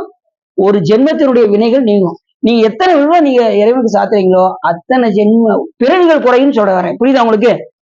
இப்ப ஒரு வில்வத்தை சாத்துனதும் ஒரு ஜென்மம் குறையுது அப்படின்னா ஒரு பிறவி நமக்கு கட்டாது. இப்போ ஒரு கோடி பிறவி இருக்குன்னு வச்சுக்கோங்களேன், நீ எத்தனை வில்வத்தை நீங்க அர்ச்சிக்கிறீங்களோ, ஏன்னா வினை நம்ம நிறைய செஞ்சு வச்சிருக்கோம். ஒவ்வொரு பிறவிலையும் எத்தனையோ கோடான கோடி வினைகள் நம்ம செஞ்சு வச்சிருக்கோம். மூட்டை எக்கச்சக்கமான மூட்டை இருக்கு. அதுல ஒரு மூட்டையை அவுத்து விட்டதுக்கே நம்மளால தாங்க முடியாம எப்படா இந்த உலகத்தை விட்டு நம்ம சீக்கிரம் இறைவனடி சேருவோங்கிற நிலைமையில நம்ம இருக்கோம். ஆனாலும் உலக பந்தத்தை நம்மளால விட முடியல. உலக பந்தத்துல மாட்டிக்கிட்டு வச்சுக்கிட்டு இருக்கோம். அப்படி சொன்ன மாதிரி உலக பசுபாசம் சொந்த மதுவான உறவுகளை தாயர் தந்தை மனைவாளர் எல்லா சுற்றமும் நம்மளை சூழத்தான் செய்யும். இதுக்கு நடுவுலதான் நம்ம வாழ்ந்தாகணும். நாம என்ன சொல்ல தெரியுமா, எனக்கு மாமா இருக்கான், மச்சா இருக்கான், எனக்கு பெரியப்பா இருக்காரு, சித்தப்பா இருக்காரு அப்படின்ட்டு இப்படியே சொந்த பந்தத்தை தான் நினைப்போமே தவிர இறைவனை நினைக்கிறதுக்கு வாய்ப்பு இல்லாம இருக்கும். இருந்தாலும் இவங்க நடுவுல தான் இருந்து நாம இறைவனை வழிபாடு செய்ய வேண்டும். அத்தனை பேரு சுற்றுச்சூழல்லாம் இருந்து சிவபெருமான் சொன்ன அறமே எதுன்னா உலகத்தோடு ஒட்ட ஒழுகல். சிவபெருமான் சொன்ன 16 அறங்கள்ல முதல் அறை என்ன சொன்னாரு சாமி? உலகத்தோடு ஒட்ட ஒழுகல். அவங்க கூடவே தான் இருக்கணும், உலகத்தார் கூடயே தான் இருக்கணும். ஒரு சங்கன் வச்சு அதுலயும் இருந்துதான் ஆகணும். அவங்க வரி கேட்டா கொடுத்துதான் ஆகணும். எல்லாமே செஞ்சுக்கிட்டு தான். நான் அப்படிலாம் எதுவும் செய்ய மாட்டேன் அப்படின்னு இருக்க முடியாது. ஏன்னா இல்லைன்னா நம்ம சிவபெருமானத்தை திட்டுவாங்க. யாரை திட்டுவாங்க? இவர் சிவனடியான்னு சொல்றாரு, ஒரு வரி கொடுக்க மாட்டேங்காரு, ஒண்ணு கொடுக்க மாட்டேங்காரு அப்படின்னு யாருக்கு திட்டு போயிடும்? சிவபெருமானுக்கு போயிடும். அதனால இவங்களோடு இருந்துகிட்டே நாம ஈசனை மறக்காமல் இருக்கும். என் நிலை நின்றாலும் எக்கோலம் கொண்டாலும் மன்னிய சீர் சங்கரந்தால் மறவாத பொருள் என்று துண்ணிய வேடம் தன்னை உறவாத தூய சிவம் தன்னை மிகும் அன்பினால் மறவாமை தலையிருப்பார். மிகுந்த அன்பு இருந்தாதான் அவரை மறக்காம இருக்க முடியும். சரி, அப்படி நீண்ட வான உலகத்துக்கெல்லாம் குறைவர கொடுப்பர் போலும் குறுக்கை வீரட்டனாரே என்று அந்த பதியத்துல குறுக்கை வீரட்ட திருத்தலத்துல வச்சு பாடிய அந்த பாடலை இங்க எடுத்து சொல்றாரு. எங்க அந்த எலி அந்த திருப்பணியை செய்தது என்றால் மறைக்காட்டுல வச்சு அந்த எலி அந்த அமர போல அந்த விளக்கை தூண்டிவிட்ட காரணத்தினால் எங்கள் பெருமான் என்ன செய்தார் என்றால் மூலகையும் ஆளக்கூடிய தகுதியை அந்த எலிக்கு கொடுத்தார். மாவழி சக்கரவர்த்தியாக பிறக்க வைத்தார் எங்கள் பெருமான் அப்படின்னு இந்த பாட்டுல மிக அற்புதமா சொல்றாரு. யாரு? நமது திரு நாவுக்கரசர் பெருமான். அப்படி செந்தளிர் அந்த மாவழி என பெயர் மரி தானவர் காவலன் உலகுக்கெல்லாம் காத்தளிக்கும் தான் அந்த மூவுலகுக்கும் தலைவனாக விளங்கக்கூடிய அந்த மாவழி தேவர்களுக்கு இறைவன் அரசு செய்தலின் யாவது செயல் என எனக்கு இனியான் என்று ஊறி. இப்ப என்ன ஆச்சு அப்படின்னா, அவ்வளவு சக்கரவர்த்தியா இருந்தோம். அவன் அசுரர் குலத்துல உள்ளவன். யாரு? மாவழி சக்கரவர்த்தி அசுர குலம். அசுர குலத்துக்கு குரு யாரு? சுக்கராச்சாரியர். அசுர குலத்துக்கு குரு சுக்கராச்சாரியர். தேவர்களுக்கு குரு யாரு? பிரகஸ்பதியாக விளங்கக்கூடிய வியாழ பகவான். புரிஞ்சுச்சா? அப்படி இந்த மாவழி சக்கரவர்த்தி என்ன உலகத்தையும் ஆள்வது மட்டுமல்லாமல் தேவர்களுக்கு துன்பம் இழைத்தான். தேவர்களுக்கு துன்பம் இழைத்து கடைசி யாருடைய அரசை பறித்தான் என்றால் இந்திரனுடைய அரசை பறித்தான். இந்திரனுக்கே என்ன செஞ்சுட்டான்? அவனுடைய பதவிக்கு இதாகும்படி அவருடைய அரசை தேயும்படி செய்து அவர்களை எல்லாம் துன்பப்படுத்தினான் என்றால் என்ன அர்த்தம்னா அவங்களை வேள்வி செய்ய விடாமல் தடுத்தான். தேவர்கள் என்ன செய்வாங்கன்னா இந்த நேரம் வேள்வி செஞ்சுக்கிட்டே இருப்பாங்க. பிரம்மா இந்த நேரம் யாகம் செஞ்சுக்கிட்டே இருப்பாரு. அவங்க அணியக்கூடிய விபூதி என்னன்னா புராதனி என்று பெயர். பிரம்மா அவங்க எல்லாம் இந்த யாக குண்டத்துல இருந்து இருக்கக்கூடிய விபூதியை அவங்க பூசுவாங்க. இப்ப நாம பூசக்கூடிய விபூதி என்ன பேரு? கற்பம் அணுகற்பம் என்று பெயர். நாம பசுஞானத்துல இருந்து பூசுறோம் பாத்தீங்களா? இது கற்பம் அணுகற்பம் என்றும். சிவபெருமான் பூசக்கூடிய விபூதி எது தெரியுமா உங்களுக்கு? சுடுகாட்டுல இருந்து எடுத்து பூசுறாருல சாமி. ரெண்டாவது ஸ்ரீகண்ட பரமேஸ்வரர் அந்த இதுல இருக்கும்போது அவர் உடம்புல இருந்து ஒரு விபூதி பூக்கும். அதை எடுத்து சிவபெருமான் அணிவார். அதுக்கு பேரு அனாதி விபூதி என்று பெயர். சாமி உடம்புல இருந்து பூக்குது பாருங்க, அதுக்கு அனாதி விபூதி என்றும் ஆதி விபூதி என்றும் பெயர். தேவர்கள் எல்லாம் அணியக்கூடியது புராதனி என்று பெயர். அந்த யாக குண்டலத்துல இருந்து எடுத்து அதைத்தான் அவங்க திருநீராக பூசுவாங்க. நாம பூசக்கூடிய திருநீர் பசுஞ்சான விபூதி. அந்த பசுஞ்சான விபூதி எப்ப நம்ம எடுத்து பூசணும் அப்படின்னா, அந்த பசுஞ்சானம் புண்ணிய காலத்தில் எடுத்து அந்த பசுஞானத்தை எடுக்கணும். புண்ணிய காலம்னா அமாவாசை, பௌர்ணமி, அஷ்டமி போன்ற புண்ணிய காலங்கள்ல அந்த பசுஞானத்தை எடுத்து அதை நல்லா உருண்டையாக உருட்டி அது வெயிலில் உலர்த்த வைத்து அதுக்கப்புறம் என்ன செய்யணும்? அத உமியை போட்டு மூடி பஞ்சபிரம மந்திரம் சொல்லி அதை வேக வைக்க வேண்டும். பஞ்சபிரம மந்திரம் சொல்லிதான் வேக வைக்கணும். சும்மா அப்படியே எடுத்து வச்சிடக்கூடாது. இல்லைன்னா அது சாதாரண இதாகி போயிடும். விபூதிக்கு மந்திரம் சொல்லிதான் அந்த விபூதியை தயாரிக்கணும். அப்படிப்பட்ட விபூதி எடுத்துதான் நம்ம அனுஷ்டானமே பண்ணணும். புரியுதா உங்களுக்கு? அப்படிப்பட்ட விபூதி தான் அனுஷ்டானம். அப்படி நீங்க கடையில நீங்க வாங்குறீங்க, வாங்கும்போது அவங்க சொல்லாம இருந்தாங்க அப்படின்னா நீங்க அந்த பஞ்சபிரம மந்திரத்தை சொல்லிதான் நீங்க திருநீரே பூசுவீங்க. அப்படிலாம் இருக்காதுன்னு தெரிஞ்சுதான் அனுஷ்டானம் பண்றவங்க என்ன செய்வாங்க? மந்திரம் சொல்லுவீங்களா? அப்படி வச்சு என்ன சொல்லுவீங்க? 16 மந்திரம் சொல்லுவீங்க. ஓம் நிவர்த்தி கலாயனமா, ஓம் பிரதிஷ்ட கலாயனமா, ஓம் வித்யா கலாயனமா, ஓம் சாந்தி கலாயனமா, ஓம் சாந்தி அதீத கலாயனமா, ஓம் ஈசான மூர்த்திய நம, ஓம் தத்புருஷவத்ராய நம, ஓம் அகோர இருதாய நம, ஓம் வாமதேவ விஜயாய நம, ஓம் சத்யோஜாத மூர்த்திய நம, ஓம் இருதாய நம, ஓம் சிரசாய நம, ஓம் சிகாய நம, ஓம் கவசாய நம, ஓம் நேத்ரபியோ நம, ஓம் அஸ்திராய நம. இந்த மந்திரத்தை சொல்லிதான் என்ன செய்வீங்க? நீரில் குழப்பி 16 இடங்கள்ல பூசுவீங்க. இது யாருக்கு இந்த நியதி அப்படின்னா அனுஷ்டானம், அதாவது தீட்சை எடுத்தவர்களுக்கு இந்த ஒரு நியதி. என்ன நியதி? தண்ணீரில் குழைத்து பூசுவது. தீட்சை எடுக்காதவங்க தண்ணீரில் குழைக்க கூடாது, தூளமாக பூச வேண்டும். இவங்க உத்தூரணமாக பூச வேண்டும். உத்தூரத்துக்கும் தூளத்துக்கும் வித்தியாசம் சரிதான். தூளம்னா தண்ணீர் குழைக்காமல் பூசுவது, உத்தூரணம் அப்படின்னா தண்ணீர் குழைத்து பூசுவது. தீச்சு எடுத்தவங்க எப்படி பூசுவீங்க? தண்ணீரில் குழைத்து பூசுவீங்களா? அப்படித்தான் பூசணும். இப்ப எல்லாரும் கொஞ்சம் குறைப்பாதான் இருக்காங்க. அப்புறம் முக்கியமானது இன்னும் சொல்லிடுவேன். திருவாசகம் முற்றுவது இன்னும் ஒரு 10 நாள் தான் இருக்கு. நம்ம மதுரைக்கு போகணும், எல்லாம் தயாரா இருங்க. அக்டோபர் 3 மதுரை திருவாரூர்ல நமக்கு நாள் வந்துருச்சுன்னா அடின்னு மறந்துட்டேன். நல்ல வேளை விமலா சிவா ஞாபகப்படுத்தினாங்க. சிவா நீங்க அக்டோபர் மாதம் சொன்னீங்களா சிவா, என்னைக்குன்னு கேட்குறதும் உடனே நேற்று போன் பண்ணி கேட்டேன். உங்களுக்கு அக்டோபர் 3 அப்படின்ட்டாங்க. வருஷம் அக்டோபர் 3 நம்ம திருக்கூட்டத்துல இருந்து போய் திருவாரூர்ல முற்றுவதல் பண்ணணும். வியாழக்கிழமை அன்னைக்கு பேர் கொடுக்கறவங்க இன்னைக்கே பேர் கொடுக்க ஆரம்பிச்சிருக்கேன். ஏன்னா இன்னும் 10 நாள் தான் இருக்கு. நம்ம வேன் பிடிக்கணும்னா பிடிக்கும். எத்தனை பேர் சேர்றாங்களோ வேனா பஸ்ஸாங்கிறத நம்ம பாத்துக்கிடுவோம். ஏன்னா வரும்போது 2 கோயில் பார்த்துட்டு வந்துடலாம். திருவாரூருக்கு நம்ம மதுரை போய் திருவாரூர் வண்டியை பிடிச்சி போறது ரொம்ப ரேரு. வேனால நேரடியாக போய் நம்ம அங்கே இறங்குனது உடனே முற்றுகை பண்ண ஆரம்பிச்சிடலாம். 6 மணிக்கு கிளம்பணும்னா 8 மணிக்கு அங்கே போயிடலாம். 2 மணி நேரத்துல போய் 8 மணிக்கு தான் நம்ம இது சாப்பிட்டு அப்படியே ஆரம்பிச்சிடலாம். சரிதானா? என்ன கூடனா என்ன ஒரு 200 ரூபா வரும், இல்லை 150 ரூபா வரும். சரிதானா? அதை மட்டும் கொஞ்சம் பார்த்துக்கோங்க. பசாச்சு அந்த ரூபா பசாச்சு 200 தான் வருது. உங்களுக்கு வேணும்போது அந்த போக 100 200 200 அது இல்லை. மதுரை போனா அதே இது நம்ம வேன்ல கொடுத்துட்டு நம்ம சேஃப்டியா போய் இறங்கிடலாம். சரிதானா? ஒரு என்ன சார்?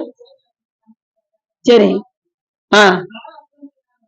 சரி, அவங்க வரச்சு அவங்கள்ட்ட சொல்லிருங்க. இந்த மாதிரி அக்டோபர் 3 நம்ம போறோம்னு சொல்லிருங்க. தகவல் சொல்லிருங்க. எல்லாரும் ரெடியா இருந்துக்கோங்க. அதிகாலை நம்ம கிளம்பணும். எத்தனை பேர் வரீங்கிறத பேரு. சரி நீங்க வரீங்களா? அப்ப நீங்க பேர் எழுதிருங்க. எல்லாரும் யார் யார் வராங்கன்னு எழுதிருங்க. நீங்க பேர் எழுதிருங்க சார். சரிதானா? நீங்க பார்த்து யார் யாரும் சொல்லணுமோ சொல்லிருங்க. அடின்ட்டு சொன்னாலும் சரி, அவங்கள்ட்ட சொன்னாலும் சரி, யாருனாலும் சொல்லிருங்க. பேர் எழுதட்டும். ஏண்டத்துல அதையும் சேர்த்து கணக்கு பண்ணி எவ்வளவு வருதோ நம்ம பிடிச்சிருவோம். சரிதானா சார்? சரி சரிதானா சார்? அண்ணன்ட்ட எல்லார்ட்டும் சொல்லிருங்க. எல்லாரும் நீங்க சந்திரகோட்டை சொல்லிருங்க சார். எல்லாரும் எத்தனை பேருங்கிறத நம்ம இன்னும் 2 3 நாள்ல சொல்லிட்டீங்கன்னா நம்ம வேணா பஸ்ஸாங்கிறத பார்த்து நம்ம வேணும்னு சொல்லணும். சரிதானா? அக்டோபர் 3. சரி, அப்படி மகாவலிச்ச முதல் நாளா அன்னைக்கு பெரும் நம்ம புண்ணிய காலம் தானே. அன்னைக்கு பாடி நம்ம சாயங்காலம் வந்துருவோம்ல.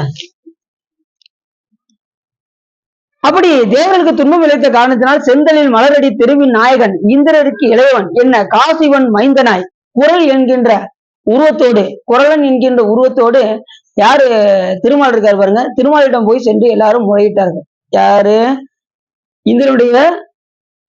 இந்திரனுக்கு வந்து என்னாச்சு, அரசு தேய்ந்த காரணத்தினால் அத்தனை தேவர்களும் எங்க போனாங்க? நேர திருமாலிடம் போய் சென்று முறையிட்டார்கள். அவர் என்ன பண்ணாரு? ஏன்னா இப்ப காக்கக்கூடிய பதவியில யார் இருக்கா? திருமால் இருக்கின்ற காரணத்தினால் அவரிடம் போய் சென்று முறையிட்டார்கள். உடனே அவர் என்ன பண்ணாரு? காசிவருக்கும் அதிதிக்கும் மகனாக தோன்றினார். இப்ப நல்லா தெரிஞ்சிச்சா உங்களுக்கு? இப்ப எந்த பிறவி எடுத்தாலும் அவர் ஒரு தாய் வீட்டுல பிறந்தாக வேண்டும் என்பதை நம்ம மறந்துடக்கூடாது. இப்ப சிவபெருமான் எங்கேயாவது பிறந்திருக்காரு வந்திருக்காரு எங்கேயாவது உண்டா? கேள்விப்பட்டிருக்கீங்களா? சிவபெருமான் இந்த இடத்துல பிறந்தாரு, இவர்களுக்கு மகனாக பிறந்தார் அப்படி ஏதாவது ஒரு நூல் சொல்லட்டும். நான் இப்பயே சொற்பொழிவு நான் நிப்பாட்டிடுறேன் அப்படின்னு. அப்படி இல்ல, அப்படி ஒரு நூலே கிடையாது. அதுக்காக சொல்றேன். நம்ம தைரியம் சொல்ல இல்ல, ஒரு காத்த கூட இருக்குங்களோ சொல்லிடலாம். ஏன்னா அந்த அளவுக்கு நம்ம ஸ்ட்ராங்கா இருக்கு. நம்ம சைவம் வந்து அந்த அளவுக்கு ஸ்ட்ராங்கா. ஏன்னா இறப்பு இல்லாதவர் தான் கடவுளா இருக்க முடியும். இன்னும் என்னன்னா, இப்ப நம்ம சமயம் சொல்லிட்டா கூட ஒன்றும் பிரச்சனை இல்லை. இப்ப வேற்று சமயங்கள் சொன்னா நம்ம ஒத்துக்கலாம்ல. இப்ப வேற்று சமயங்கள் சொல்றாங்க. இப்ப இளங்கோடிகள் சொல்றாரு, பிறவா ஆக்கை பெரியோன்னு சிவபெருமான சொல்றாரு. இப்ப நமக்கு மாறானவங்க தான் அவங்களே நம்ம சிவபெருமான போட்டுறாங்க, பிறவா ஆக்கை பெரியோ. அப்ப எல்லா நூல்களும் ஒத்துக்கிடுது சிவபெருமான் தான் கடவுள் அப்படின்னு சமணர்கள் முதற்கொண்டு ஒத்துக்கிறாங்க. ஆனாலும் அவங்க கொள்கையில இருந்து மாற மாட்டாங்க. இப்ப எல்லா மதத்துக்குமே தெரியும் சிவபெருமான் தான் கடவுள் என்று. முஸ்லீம் என்ன வச்சிருக்காங்க பாத்தீங்களா? பிறகு வச்சிருக்காங்களா? அது யாரு வச்சிருக்கா? எல்லாருக்குமே தெரியும் சிவபெருமான் தான் முழு முதற் பொருள் என்று தெரியும். இப்பயும் நீங்க பாத்தீங்கன்னா ஒருத்தர் பேசினாரு பாருங்க, 1 மணி நேரம் பேசியிருக்காரு சிவபெருமானை பத்தி. ஒரு முஸ்லீம் ஐயா எல்லா நூல்களையும் அவங்க எடுத்து பார்த்தாங்களாம்.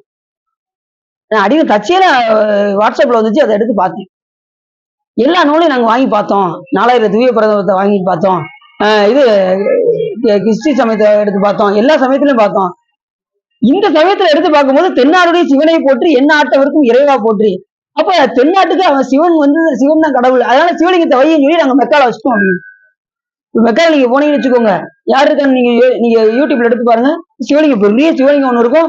எல்லாரும் கட்டி பிடிச்சிக்கிட்டு இருப்பாங்க சிவலிங்கத்தை. பாத்தீங்கன்னா தெரியும். ஓடு ஒரு சேனலே ஓடிக்கிட்டு இருக்காங்க. இந்த நேரம் சிவலிங்கத்தை அவங்க உள்ள மெக்காக்குள்ள எது வச்சிருக்காங்கன்னா சிவலிங்கத்தை தான் வச்சிருக்காங்க. அந்த அளவுக்கு சிறப்புடையது எதுன்னா நம்ம சைவ சமயம் அவ்வளவு ஸ்ட்ராங்கா இருக்கு. பிறவா ஆக்கை பெரியோன் எல்லாரும் ஒத்துக்கொள்ளக்கூடிய ஒரே சமயம் எது என்று கேட்டால் நமது சைவம். அதுக்கு கடவுள் யாரு? சிவபெருமான் என்பதை வாங்க. அப்படி அப்படிப்பட்ட மகாபலி சக்கரவர்த்தி திருவின் நாயகனாக விளங்கும் இந்திரனுக்கு இளைவன் என்ன காசிவன் மைந்தனாய். காசிவருக்கும் அதிதிக்கும் மகனாக திகழ்ந்தவர் தான் வாமன வடிவம் எடுத்த திருமால். வாமன வடிவம் எடுத்து பண்ண குட்டையா. அந்த திருமாலுக்கு அப்பா அம்மா யாரு? அதிதியும் காசிவரும். அவர் தான் அவருக்கு அப்பாவும் அம்மாவும். குரலூர்னா குரல் என்கின்ற உருவத்தோடு குட்டையாக என்ன செஞ்சாரு? வாமன வடிவம் எடுத்துக்கொண்டு மன்னினான். மூன்றையோருக்கு அரசியல் உதவும் முன்னிய. யாருக்கு உதவ? தேவர்களுக்கு உதவுவதற்காக இவர் என்ன செஞ்சாரு? சென்று போனார். அலங்கொடி காஞ்சினும். இப்ப அந்த வடிவம் எடுத்ததும் உடனே என்ன செய்ய முடியாது? அவர்கிட்ட போய் அந்த வடிவம் எடுத்து உடனே போய் என்ன பண்ண முடியாது? மாவலி சக்கரத்திட்ட வளர்ந்து செல்ல முடியாது. இப்ப அதுக்கு சிவபெருமான பூசிக்காம அந்த வடிவம் எடுக்க முடியாது. அந்த வளர்ந்துகிட்டே போற வடிவத்தை சிவபெருமான வழிபாடு செய்யாமல் எடுக்க முடியாது என்பதை உணர்ந்து இப்ப திருமால் எங்க போயிட்டாரு? நேர காஞ்சிபுரத்துக்கு வந்தார். அங்க அபிராமேஸ்வரம் என்ற சிவலிங்கத்தை உருவாக்கி அதை வழிபாடு செய்ய தொடங்கினார். யாரு? திருமால். எப்படி வழிபாடு பண்ணாரு? லிங்கம் அங்கு இயல் புலி வழிபட்டு ஏத்தினான். பலம் பெற சில பகல் அப்படின்னா சில காலங்கள் சிவபெருமானை அங்கே காஞ்சிபுரத்துக்கு வந்து எப்படி ஏத்தினார்? மலர் வழிபாடு செய்து ஏத்தினார். வைகை கங்கை நீர் சிலம்பு வேணியன் அருள் செய்ய போந்தான். உடனே அவருடைய சிவபூஜைக்கு மிச்சி சிவபெருமான் எப்படி சொல்றாரு? கங்கை நீர் சிலம்பு வேணியன். எப்படி சொல்றாரு பாருங்க. அந்த இது உலகலாம் உணர்ந்து ஓதற்கையவன் நிலவுலாவிய நீர்மலி வேணியன். நீர்மலி வேணியன்னா வேணிகன் முடித்து வேணியன்னா ஜடைன்னு அர்த்தம். அந்த இந்த பாட்டுல கூட சொல்றாருல, மெய்யலாம் நீர் பூசி வேணிகன் முடித்து கட்டி கையில் படைக்கிறந்த புத்தக கவலி ஏந்தி மைவதி விளக்கே என்ன மனதினுள் கருப்பு வைத்து பொய்த்தவ வேடம் கொண்டு புகுந்தனன் முத்தநாதன் அப்படின்னு யார் சொல்றா? சேக்கிழ சுவாமி சொல்றாரு இந்த மெய்ப்பொருள் நாயனார் கதையில. மெய்ப்பொருள் நாயனார் எப்படியாவது ஜெயிக்கணும்னு பார்த்தான், அவனால முடியவே முடியல. யாரால? எதிரியால முடியல. அவன் பேரு முத்தநாதன் பேரு. பலமுறை தோத்து போய் வெறுத்து போய் எப்படிடா இவரை வெல்லலாம் அப்படின்னு சொல்லி பக்கத்துல பூரா விசாரிச்சா அடியாருன்னா விட்டுருவாரு. அப்ப என்ன செய்யணும்? உடம்புல நம்ம திருநீர் பூசி அவருக்கு முன்னாடி போய் வீழ்த்திட வேண்டிதான். சூழ்ச்சி செஞ்சுதான் வீழ்த்த முடியும் அப்படின்னு தெரிஞ்சு எங்கனக்குள்ள திருநீர் பூசன்னே தெரியாம அடியார்கள் எங்க திருநீர் பூசுவாங்க? 16 இடங்கள்ல திருநீர் பூசுவார்கள். எங்க பூசன்னு தெரியாம உடம்பெல்லாம் பூசிட்டாராம். அப்படி முழுக்க மெய்யெல்லாம், மெய்னா என்ன அர்த்தம்? உடம்புன்னு அர்த்தம். இந்த உடம்பெல்லாம் திருநீரை பூசிக்கொண்டு அதிலே அவர் கண்டுபிடிச்சிட்டாரு நாயனர். மெய்யலாம் நீர் பூசி வேணிகன் முடித்து கட்டி, அங்க ஜடை மாதிரி சுருட்டிக்கிட்டாராம், அடியார் மாதிரி போனாராம். வேணிகன் முடித்து கட்டி கையில் படைக்கிறந்த புத்தக கவலி ஒண்ணு ஏத்தி அதுக்குள்ள கத்தி ஒண்ணு வச்சுக்கிட்டாராம். புத்தக கவலி ஏந்தி மைபதி விளக்கே என்ன மனதில் கருப்பு வைத்து, மனசுக்குள்ள என்ன இருக்கான்? வஞ்சகம் என்ன இருக்கான்? அவரை வீழ்த்தணும், அவரை வென்றே ஆகணுங்கிற அந்த வஞ்சகம் என்ன மனசுக்குள்ளேயே இருக்கான். ஒரு புஸ்தகத்தை எடுத்து கையில வச்சுக்கிட்டு உள்ள கத்தி வச்சுக்கிட்டு அப்படி வச்சுக்கிட்டு போறாரு. அதுக்கு சொன்னார் பாருங்க சேக்கிழ சாமி ஓமானம், மைபதி விளக்கே என்ன மனதினுள் கருப்பு வைத்து. அந்த விளக்குல நுனில என்ன இருக்கு? கருப்பா இருக்கு. ஆனா வெளியில எப்படி இருக்கு? பிரகாசம் அறியுது. உள்ள எப்படி இருக்கு? கருப்பா இருக்கு. ஆனா வெளியில பிரகாசமா இருக்கு. அது போல வெளியில பிரகாசமா திருநீர் இருக்கு, உள்ள எப்படி அந்த திரியில கருப்பு இருக்கோ அது போல வஞ்சக எண்ணத்தோடு உள்ளே சென்றார் அப்படின்னு. உள்ள போய் எல்லா காவல் வாயிலையும் மிஞ்சி கடைசி தத்தன் என்கின்ற ஒரு காவலன் இருந்தான். அவனை ஜெயிச்சு உள்ள போறது ரொம்ப கஷ்டம். உடனே இவங்க 2 பேரும் பேசிக்கிறத பார்த்து உள்ள அரசர் பார்த்துட்டாரு, மெய்ப்பொருள் நாயனார் பார்த்துட்டாரு. அவர் அடியார் வேடம் அணிந்து வந்திருக்கின்றார், அவரை உள்ளே அனுப்புவோம் அப்படின்னதும் உடனே வர முடியாம அவருக்கு தெரியுது இது வேற யாரோ வந்திருக்காங்கிறது தெரியுது. இருந்தாலும் அவர் விட மனசு இல்லை, இருந்தாலும் விட்டுறாரு தத்தன்.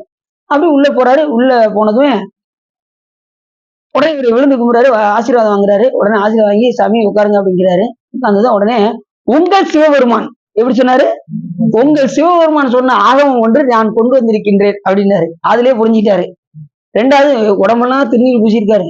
இப்ப வந்து பகைவன்னு தெரியும், ஆனா உடம்புல திருநீர் பூசிய காரணத்தினால் திருநீர் ஜெயித்தே ஆக வேண்டும் என்ற நோக்கத்தோடு நான் இந்த மெய்ப்பொருள் அறிஞ்சிடலாம், ஆனா திருநீர் ஜெயிக்க வேண்டும் என்பதற்காக உடனே அவர் சொன்னதெல்லாம் கேட்டுக்கிட்டே இருந்தாரு மெய்ப்பொருள் நாயனார். சிவபெருமான் சொன்ன ஆகமத்தை உனக்கு கூற வந்திருக்கிறேன் அப்படின்னதும் உடனே விழுந்து ஆசீர்வாதம் வாங்க போனார் பாருங்க. தான் நினைத்த அப்பரிசே செய்தார். அவர் என்ன நோக்கத்தோடு இருந்தாரோ அந்த புத்தகத்துக்குள்ள இந்த கத்தி எடுத்து தான் நினைந்த அப்பரிசே செய்தார். செய்கிற சமயம் அந்த இடத்துல எப்படி சொல்றாரு பாருங்க. இப்ப நம்மளால எழுத சொன்னோம்னு வச்சுக்கோங்க, கத்தியை எடுத்தார், குத்தினார், ரத்தம் சொல்லு சொல்லு சொல்லு சொல்லு என்று வந்தது. அது ஒரு பக்கத்துக்கு எழுதுவாங்க, அப்படிதான் எழுதுவாங்க இவரா. ஆனா சேக்கிர சாமி என்ன செஞ்சாரு, தான் நினைந்த அப்பரிசே செய்தார். என்ன நினைப்போடு வந்தாரோ அந்த காரியத்தை செய்து முடித்தார் அப்படின்னு சொல்றாரு. அப்படி அந்த வேணிகன் முடித்து கட்டிங்கிற உடனே சிவபெருமான் அவர் உயிரை கையில பிடிச்சுக்கிட்டு இருந்தாராம். தத்தன் வெட்ட வந்தான், வெட்டாத தத்தா இது நம்மவர் அப்படின்னாராம். திருநீர் பூச்சி இருக்கிறதுனால என்ன சொன்னாரு, நம்மவர். அதாவது ஊர் எல்லையில் கொண்டு போய் விட்டு வருவாயா, நீ விட்டுட்டு வர வரைக்கும் நான் உயிரை கையில பிடிச்சிக்கிட்டு இருக்கேன் அப்படின்னா, போய் ஊர் எல்லையில போய் ஒரு கானகத்துல போய் விட்டுட்டு வர்ற வரைக்கும் ஐயன் எனக்கு செய்தது யார் செய்ய வல்லார் அப்படின்னாரு. என்ன சொன்னாரு, அவர் ஐயன்னு சொன்னாரு. யார, அந்த தத்தன் என்ற காவலாளிய ஐயன் எனக்கு செய்தது யார் செய்ய வல்லாரு, ரொம்ப கருணை செஞ்சுட்டு அப்படின்னு. அதுக்கப்புறம் தான் அடுத்த நிமிஷமே சிவபெருமான் அவர் காட்சி கொடுத்து சிவலோகத்துக்கு போயிட்டார். யார, மெய்ப்பொருள் நாயனார். அப்படிப்பட்ட ஒரு நாயனார் மெய்ப்பொருள். எவ்வளவு பெரிய சிறப்பு பாருங்க. இப்ப எதுக்காக வந்தோம், இந்த சடைக்காக இந்த நாயனாருக்காக சொல்ல வந்த. அதனால நீங்க ஒரு நாயன்மாரை அப்பப்ப நீங்க தெரிஞ்சுக்கிறீங்க, சரிதானா? சரி. அப்படி இந்த சடை அணிந்த கங்கை நீர் சிலம்பு வேணியன் சாமி எப்படி அணிஞ்சிருக்காரு, சிலம்பு அணிஞ்சிருக்காரு. மலர் சிலம்படி வாழ்த்தி வணங்குவான். சாமி என்ன சிலம்பு அணிஞ்சிருக்காரு, மலர் சிலம்பு அணிஞ்சிருக்காரு. இப்ப நாம கொடுக்கக்கூடிய மலர் வாடுமா வாடாதான், வாடுமா வாடுமா, நல்லா தெரியும், நல்லா தெரியுமா? இதுல என்ன சண்டை இருக்கு, வாடும் அப்படிங்கிறது. ஆனா வாடுகின்ற மலரை நாம கொடுத்துட்டு சிவபெருமானுடைய திருவடி வாடாத மலரை நாம் என்ன செஞ்சுக்கிறோம், வாங்கிக் கொள்கின்றோம். சிவபெருமான திருவடி வாடுமா, அடைய வடைய. அதான் மலர் சிலம்படி, அந்த மலரை நாம வாடாத மலரை நாம வாங்கி, வாடுகின்ற மலரை கொடுத்துட்டு வாடாத மலராகி அவனுடைய திருவடியை நாம் வாங்கிக் கொள்கின்றோம். அதான் மலர் சிலம்படி வாழ்த்தி வணங்குவோம்.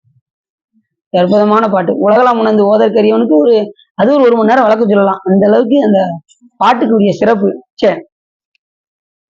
அப்படி இந்த இடத்துல என்ன சொல்றாரு, கங்கை நீர் சிலம்பு வேணியன் அருள் செய்ய போந்தனன். உடனே சிவபெருமான் என்ன பண்ணாரா, அவருக்கு அருள் செய்ய போனார். யாருக்கு, திருமலை.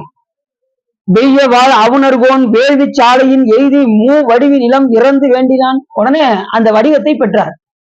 வடிவத்தை சிவபெருமானை பூசித்து அந்த வடிவத்தை பெற்றுக்கொண்டு நேர எங்க போனாரு, மாவலிட்ட போய் நின்றார். அப்படி நின்னதுமே இப்ப நல்ல கதை இந்த இடத்துல நீங்க ரொம்ப கவனமா கேட்கணும், இல்லைன்னா புரியாது. இப்ப மாவலிட்ட போறாரு. இவர் என்ன செய்யறாரு, யாருக்குமே கொடுத்தல் தான் சிறப்பு. இந்த உலகத்துல பிறந்ததின் நோக்கம் ஈதல் இசைப்பட வாழ்தல், அதுவல்ல ஊதியம் இல்லை உயிர்க்கு என்று வள்ளுவர் கூறுவதற்கெனங்க, இந்த பிறவியில நாம பிறந்துட்டோம் அப்படின்னா யாருக்காவது என்ன செய்யணும், கொடுக்கணும். கொடுக்கலைன்னா இந்த உலகத்தில் பிறந்து பயனில்லை அப்படிங்கிறாரு. அது மாதிரி புகழோடு வாழணும். புகழ் இல்லைனாலும் இந்த உலகத்துல வாழ்ந்து பிரயோஜனம் கிடையாது. அதான் ஈதல் இசைப்பட வாழ்தல் என்பது புகழ். இந்த ரெண்டு இல்லைன்னா இந்த உயிருக்கு ஊதியம் எது அப்படின்னு வள்ளுவர் கேட்கிறார். இதுதான் ரொம்ப முக்கியம். அதுலயும் ஈதலை ஏன் முதல்ல வச்சார் அப்படின்னா, ஈதலை ரொம்ப ரொம்ப முக்கியம். இன்னைக்கு என்கிட்ட 10 ரூபாய் இருக்குன்னா அதுல 1 ரூபாயாவது எடுத்து என்ன செய்யணும், செலவு பண்ணணும். பண்ணலைன்னா நான் 10 நான் 20 ஆக்குவேன், 20 50 ஆக்குவேன், அதை லட்சம் ஆக்குவேன், அதை கோடி ஆக்குவேன். இப்படி போயிட்டே இருந்தேன். நான் கடைசி எல்லாத்தையும் போட்டு போக வேண்டியதான். ஏதாவது கொண்டு போக முடியுமா, நான் 10 கோடி ரூபாய் சேர்த்து வச்சிருக்கேங்க அப்படின்ட்டு கடைசி போகல கொண்டு போக முடியுமா? அருணாக்கரையும் என்ன செஞ்சிருவாங்க, போப்பா அப்படின்றாங்க. எதையுமே நம்ம கொண்டு போக முடியாது. அதனால இந்த பொருளை கொண்டு நாம் அருளை தேட வேண்டும். பொருள் என்ன செஞ்சிடணும், அருளாக மாத்தி விட வேண்டும். தான தர்மங்கள் செய்ய செய்ய செய்ய செய்ய அது சிவபுண்ணியமா செஞ்சு செஞ்சு செஞ்சு செஞ்சு அந்த பொருளை எல்லாம் அருளாக மாத்தி விடணும். ஒரு தர்மம் செய்றீங்க, சிவார்ப்பணம் செஞ்சீங்கன்னா சாமி எங்க கணக்கு எழுத ஆரம்பிச்சாரு, உங்களுக்கு டெபாசிட் அங்க ஏறிடும். பொருள் என்ன மாறிடும், அருளா மாறிடும். கோயிலுக்கு போறீங்க, உண்டியல போடுறீங்க, அருளா மாறிடும். ஒரு வரியை பாக்கீங்க, அவங்களுக்கு தானம் தர்மம் செய்யறீங்க, அது அருளா மாறிடும். இப்படி பொருளை எல்லாம் அருளாக மாத்திக்கிட்டே இருக்கணும். அடியார்களுக்கு செய்றீங்க, அருளா மாறிடும். வரிகளுக்கு செய்தாலும் அருளா மாறிடும். அதுவும் நீங்க செய்யும் போது சிவன் செயல் நினைச்சு செய்யணும், அவ்வளவுதான். நீங்க செய்கின்ற செயல் சிவபெருமான் திருவருள் என்று செய்தால் அத்தனையும் சிவபுண்ணியமாக மாறும். அவரை மறந்து செய்தால் அத்தனையும் பாவமாக மாறும். ஆகையினாலே இப்ப இதுக்கு முன்னாடி நம்ம செஞ்சதுல பாவம் ஆயிடுச்சா அப்படின்னு நினைக்க வேண்டாம். இப்ப நீங்க அறிஞ்சுக்கிட்டீங்களா, இனிமே நீங்க சிவபுண்ணியமாக செய்யுங்க. சரிதானா? சரி. அப்படி 3 அடி கேட்பதற்காக இப்ப எந்த நிலையில இருக்காரு இவர் மாவலி சக்கரவர்த்தி? ஈதல் நிலையில இருக்காரு. எதுவுமே இப்ப அவர் ஒரு பெரிய வேள்வி நடத்தினார். ராஜசூய யாகம் என்ற யாகத்தை யார் செய்தா? மாவலி சக்கரவர்த்தி செய்தார். என்ன காரணம் அப்படின்னா, இந்த எல்லா உலகத்தையும் உலகம் ஆண்டது மட்டும் இல்லாம இந்தியா முழுவதும் நம்முடைய புகழ் எல்லா இடத்திலும் விளங்கி தோன்ற வேண்டும் என்பதற்காக இந்த ராஜசூய யாகம் என்ற ஒன்றை நடத்தினான். இன்னும் பேரு புகழோடு வாழ வேண்டும் என்று விரும்பினான். அப்படி விரும்பிய காரணத்தினால் அந்த ராஜசூய யாகத்துல எல்லா பேரும் வருவாங்கல்ல, ராஜா வருவாங்க, மந்திரி வருவாங்க, எந்தெந்த உலகத்திலேயோ எந்தெந்த தேசத்திலேயோ எத்தனையோ பேர் வருவாங்க, முனிவர்கள் வருவாங்க, ரிஷிகள் வருவாங்க, ஞானிகள் வருவாங்க. அத்தனை பேருக்கு இவர் என்ன பண்ணாரு? யாரு எது கேட்டாலும் கொடுக்க அப்படின்ட்டு என்ன சொன்னாரு? எது கேட்டாலும் அப்படின்னதும் இல்லைன்னு சொல்லாம எது வேண்டுமானாலும் வாங்கி கொள்ளலாம் அப்படின்னு சொல்றதும், அந்த நேரத்துலதான் யார் வந்தா? திருமால் அவரை நோக்கி வந்தார். அவரை போய் பார்த்ததுமே இவர் என்னதான் வந்தாரு? குரலன் என்றவரோடு வந்தார். அந்த வாமன வடிவத்துக்கு குரலன் என்கின்ற பெயரோடு அவர் வந்தார். என்ன கேட்ட, உனக்கு என்ன வேணும் அப்படின்னு சொல்லி ஏளனமாக முதல் சிரித்தான். குட்டையா வந்ததும் ஏளனமாக சிரித்தான். எனக்கு 3 அடி நிலம் வேண்டும் என்றதும், 3 அடி மட்டும் போதுமா, வேற வேண்டாமா அப்படின்னு குட்டை வடிவத்தை பார்த்ததும் அப்படி சொன்னான். அந்த நேரத்துல பக்கத்துல யார் இருந்தா அப்படின்னா அசுரகுரு. அசுரகுரு யாரு? சுக்கராச்சாரியர் சொன்னா, இப்பா நீ சாதாரண ஆளா நினைக்காத, வந்திருக்கிறது யாரு தெரியுமா? உலகத்தையே முழுங்கினாலு. திரும்ப யாரு? உலகத்தை ஒரு காலத்துல முழுங்கினாரு. உலகத்தையே முழுங்கினாலு, என்ன முழுக போறாரு, ஜாக்கிரதை அப்படின்னாரு. இவர் கேட்கவே இல்லை. எப்படியோ என்கிட்ட கேட்க வந்துட்டார்ல, நான் தான் பெரியவன் அப்படின்னா. அவர் உயர்ந்த ஆளா இருந்தாலும், உலகத்தையே முழுங்கின ஆளா இருந்தாலும் கேட்டு யாருக்கும் கேட்டு வந்துட்டாரு. கேட்டு வந்தாலும் நான் தான் உயர்ந்துவேன், கொடுக்க போற நான் தான் உயர்ந்தேன், அவன் தாழ்ந்தவன் அப்படின்னு சொல்லி யார சொல்றாப்புல? திருமலை சொல்றாரு. யாருமே கொடுக்கறதுனால பெருசு. இப்ப நல்லா தெரிஞ்சுக்கோங்க, கொடுக்குறவங்க போது நம்ம எப்படி வாங்கணும் தெரியுமா உங்களுக்கு? இப்போ ஒரு பொருளை ஒருத்தவங்க கொடுத்தாங்கன்னா நீங்க இப்படி வாங்கக்கூடாது. நம்ம சைவத்துல எப்படி சொல்லியிருக்காங்க தெரியுமா? ஒருத்தவங்க பொருள் கொடுக்காங்கன்னா நம்ம இப்படி வாங்கக்கூடாது, இப்படி வாங்கணும். பொருள் அவங்க இப்படி வைப்பாங்க, நாம இப்படி மேல எடுக்கணும். நாம என்ன செய்யறோம்? இப்படி வாங்குறோம், இப்படி வாங்கக்கூடாது, இப்படி வாங்கணும். அப்படி இப்ப இந்த காலத்துல எடுக்க விடுவாங்களா? ஒழுங்கு எடுங்க உங்களுக்கு வேணுமா வேண்டாமா? இப்படிதான் கொடுக்க முடியாது, இப்படிதான் விரும்புவாங்க அப்படின்னு என்ன செய்வாங்க? சண்டைக்கு வர வச்சிருவாங்க. அதனால கொடுக்கும் போது எப்படி கொடுக்கணும்? இப்ப நீங்களே ஒரு பொருள் கொடுத்தாலும் என்ன செய்யணும்? எடுத்துக்கோங்கன்னு சொல்லி இப்படிதான் கொடுக்கணும். அவங்க என்ன செய்யணும்? எடுத்துக்கொள்ள வேண்டும். கொடுக்கும்போது நாம என்ன செய்யக்கூடாது? நம்மளை உயர்வா நினைக்க கூடாது. நம்ம தான தர்மம் செய்யறோம் அப்படிங்கிற உணர்வும் நமக்கு என்ன செய்யக்கூடாது? வரக்கூடாது. புரியுதா உங்களுக்கு? அப்ப தர்மம் கொடுக்கும்போது எப்படி கொடுக்கணும்? இறைவனை நினைந்து கொடுக்கணும். கொடுக்கும்போது இப்படி கொடுக்கணும், அவங்க தான் எடுக்கணும். நீங்க இப்படி கொடுத்து அவங்க எப்படி செய்யக்கூடாது? இப்படி தாழ்ந்து வாங்கக்கூடாது. இப்ப அப்படிதான் இவர் என்ன செஞ்சாரு? ஈதல் தான் ரொம்ப முக்கியம். அதனால கேட்டாலும் பரவாயில்ல, நான் எது கேட்டாலும் கொடுக்கேன் அப்படின்னு சொல்லி யார் சொன்னா? தர்மம் அப்படிதான். தர்மம் அப்படிதான் கொடுக்கணும். தர்மம் அவங்க இப்ப கையேந்தி வராங்கல்ல, கொடுக்கும்போது டீ கொடுங்க, மேலே கொடுக்கலாம். இப்ப தானம் கேள்வி கரெக்டான கேள்வி கேட்டாங்க. இப்ப தானம் ஒருத்தவங்க கொடுக்கும்போது இப்படி வச்சுட்டீங்கன்னா அவங்க எடுத்துக்கிடுவாங்க. உயர்ந்தவர்கள் வறியவர்கள் என்ன செய்வாங்கன்னா இப்படிதான் கேட்டு வருவாங்க. அது அப்போ அந்த நேரத்துல நம்ம கை உயர்ந்துதான் இருக்கும். ஆனா நீங்க கொடுக்கும்போது சிவன் செயல் நினைச்சு கொடுத்தா போ. நீங்க தர்மம் செய்யும் போது அவங்க வறியவராக இருந்தாலும் நீங்க கொடுக்கும்போது எல்லாம் சிவன் செய்யும். ஏன்னா அதுக்கு நன்மை வருதா தீமை வருதான்னு நம்ம அறிவை கொண்டு நம்ம சொல்ல முடியாது. புரியுதா உங்களுக்கு?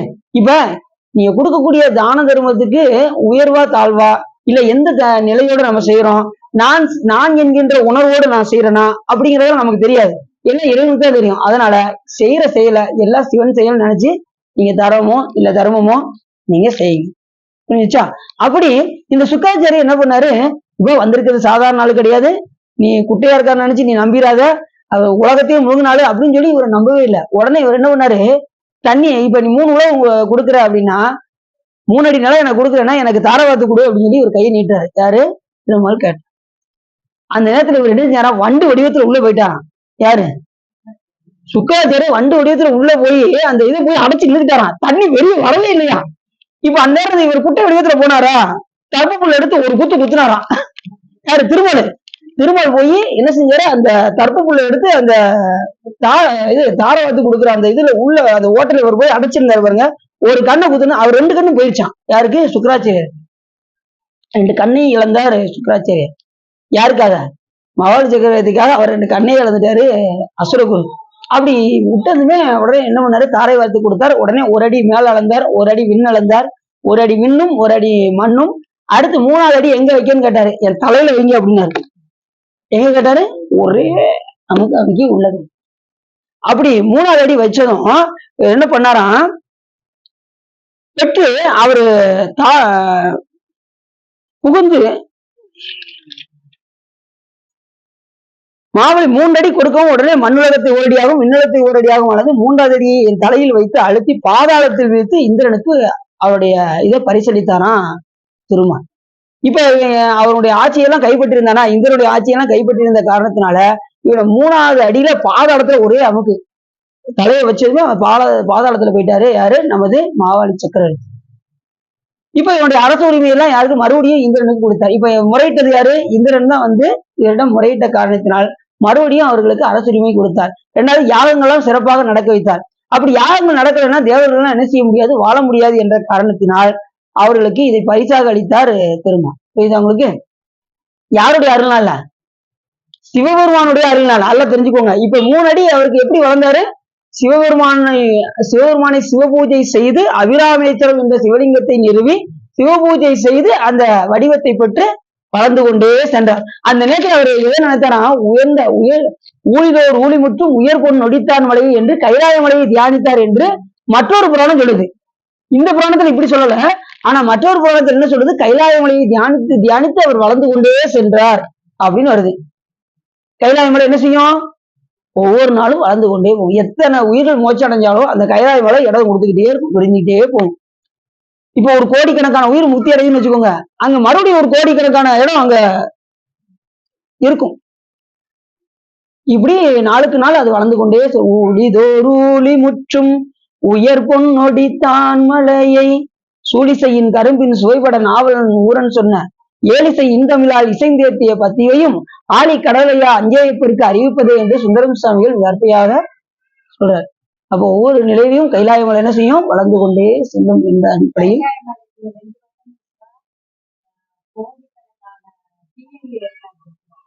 அப்படியா? இந்த கைலாய மலையில அது நிறைய இருக்கு. நம்ம நிறைய சான்றுகள் சொல்லலாம். கைலாய மலையில அவ்வளவு சிறப்புடையது. கைலாய மலைக்கு போகும்போது தெரிஞ்சது, சுத்தம் அங்க ஆக்சிஜனே கிடையாது. முதல்ல அங்க நடக்கும் போதே ஒரு ஆளு இதாயிட்டாங்க, இறந்துட்டாங்க. கைலாய மலை நடக்க ஆரம்பிக்கும் போதே ஒருத்தங்க இறந்துட்டாங்க. வயசானவங்க என்ன பண்ணிட்டாங்க, இப்ப அந்த நாட்டுல இருந்து சைனா நாட்டுல இருந்து நம்ம நாட்டுக்கு கொண்டு வரணும்ல. இப்ப இறந்துட்டாங்கன்னா என்ன செய்ய மாட்டாங்க, விட மாட்டாங்க. அவங்க பையனுக்கு பதில் சொல்லி ஆகணும். இப்ப என்ன பண்ணிட்டாங்க, நாங்க போகும்போது உடம்புக்கு முடியல அப்படின்னு இதை மாட்டி சீரியஸா இருக்கிற மாதிரியே காட்டி காட்டி ஊருக்குள்ள கொண்டு வந்து அவங்க பையன்கிட்ட கொண்டு வந்து ஒப்படைச்சிட்டாங்க. உங்க அப்பா கைலாய மலையில வைத்து இறந்து விட்டார். சில பேர் என்ன செய்வாங்கன்னா கைலாய மலையில அங்கேயே அடக்கம் பண்ணிடுவாங்க சில பேரை. இப்ப இவங்க வந்து பையன் விட்டுருக்குன்னா நாங்க வந்து இதுல போனோம். நாங்க வந்து எல்லாம் கூட்டு போவாங்க பாருங்க, அந்த குழுவோடு சேர்ந்து போனோம். அன்னபூர்ணா யாத்ரா சர்வீஸ்னு ஒண்ணு இருக்கு. அந்த யாத்திரை சர்வீஸ் மூலமா போனதுனால என்ன ஆயிடுச்சு அப்படின்னா, இப்ப பத்திரமா கொண்டு வந்து அவங்க பையன் ஒப்படைக்க வேண்டும் என்ற காரணத்தினால் சைனா நாட்டுல இருந்து அப்படியே உடம்புக்கு முடியலன்னு சொல்லி சீரியஸா இருக்குன்னு சொல்லி ஏர்போர்ட் பிளைட்டை பிடிச்சி கொண்டு வந்து சென்னையில கொண்டு வந்து ஒப்படைச்சிட்டாங்க அவங்கள. எங்களுக்கு அங்க போன் வந்துச்சு, நாங்க கேட்டோம் இந்த மாதிரி கரெக்டா கொண்டு போய் அவங்க விட்டுட்டாங்க அப்படின்னு சொல்லி. அதுக்கப்புறம் நாங்க செய்தி கேட்டோம். அப்படி கைலாய மலை நடக்க ஆரம்பிக்கும் போதே பாத்தீங்கன்னா குளிரு தாங்க முடியாது. கைலாய மலையில அவ்வளவு குளிரு. இதுல 2-3 சட்டை வேற போட்டு அதுக்கு மேல கோட்டை போட்டு தெர்மல் வேர்னு ஒரு அதை அணிந்து அத்தனை இது போட்டாதான் ஓரளவுக்காவது தாங்க முடியும். அவ்வளவு குளிர். திடீர்னு பாத்தீங்கன்னா நடந்துகிட்டே இருப்போம், திடீர்னு சூறாவளி மாதிரி காத்து சோழும், திடீர்னு காத்து வரும், திடீர்னு மழை வரும், எதுனாலும் நடக்கும். காத்து வேகமா வந்து சுத்தி தூக்கி எரிஞ்சிரு போல அந்த மாதிரி இருந்துச்சு.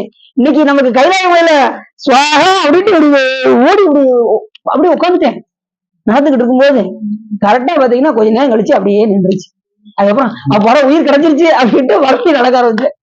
அப்புறம் அவ்வளவு தூரம் கூட்டு போய் சாமி ஒண்ணு காட்டினாரு பாருங்க, அதுதான் சிறப்பு. கைலாய மலையில போய் அப்படின்னு போர்ல இருந்து அந்த குளிர் தாங்க முடியாம உறங்கிட்டே இருந்தேன். போர்வை எப்படி இருக்கு தெரியுமா உங்களுக்கு? அந்த குளிர போர்வை நீங்க வீட்டுல பெட்டு நம்ம பெட்டு வச்சிருப்பீங்களா? ஒரு ஆள் தர தர தரன்னு எடுத்துட்டு வந்தாரு. அப்படின்னு சொன்னேன், என்னது அப்படின்னு கேட்டேன். போர்வை அப்படின்னு. இந்த இருக்குல்லங்க பெட்ஷீட் தருங்க, பெட்ஷீட் நாங்க முதல்ல பெட்ஷீட் இவ்வளவு கனமா இருக்குல்ல, இது உங்களுக்கு மேல போட்டுக்கிற அப்படின்னாங்க. அவ்வளவு கணத்து மேல போட்டுனா குளிரை தாங்க முடியும். அப்படியே மூடி குளிரை தாங்கிட்டு நல்லா உறக்கம் நல்லா வந்தது கைலாய மலையில. அப்புறம் கரெக்டா 5 மணிக்கு ஒரு அம்மா எழுப்பி விட்டாங்க. உண்மையிலே அது வந்து நம்ம சிவகாமி அம்மா தான் அடியில் எழுப்பி விட்டாங்க அடின்னு நினைக்கிறேன். ஏன்னா ஒவ்வொரு விதத்துலயும் நமக்கு சிவகாமிகள் வந்து நமக்கு ஏதாவது ஒண்ணு உணர்த்திக்கிட்டே இருப்பாங்க. அந்த அந்த அம்மா பேரு ஆனந்தின்னு பேரு. அந்த அம்மா யா வாங்கயா திருமுறை படிப்போம் அப்படின்னாங்க. குளிர் தாங்க முடியல அப்படின்னு. அவன் என்னையா வந்ததுல இருந்து ஒரே தூங்கிட்டே இருக்கீங்க, வாங்கயா அப்படின்னு இழுத்துட்டு போறாங்க. இழுத்துட்டு போய் கரெக்டா கைலாய மலைக்கு முன்னாடி உட்காந்து பாடுங்க அப்படின்னாங்க. நீங்க திடீர்னு பாடுனீங்கன்னா என்ன பாட்டு பாடு அப்படின்னு, பஞ்சபுராணம் பாடுங்க அப்படின்னாங்க. சரி பஞ்சபுராணம் பாடுங்க. அப்புறம் சிவபுராணம் பாட ஆரம்பிங்க அப்படின்னாங்க.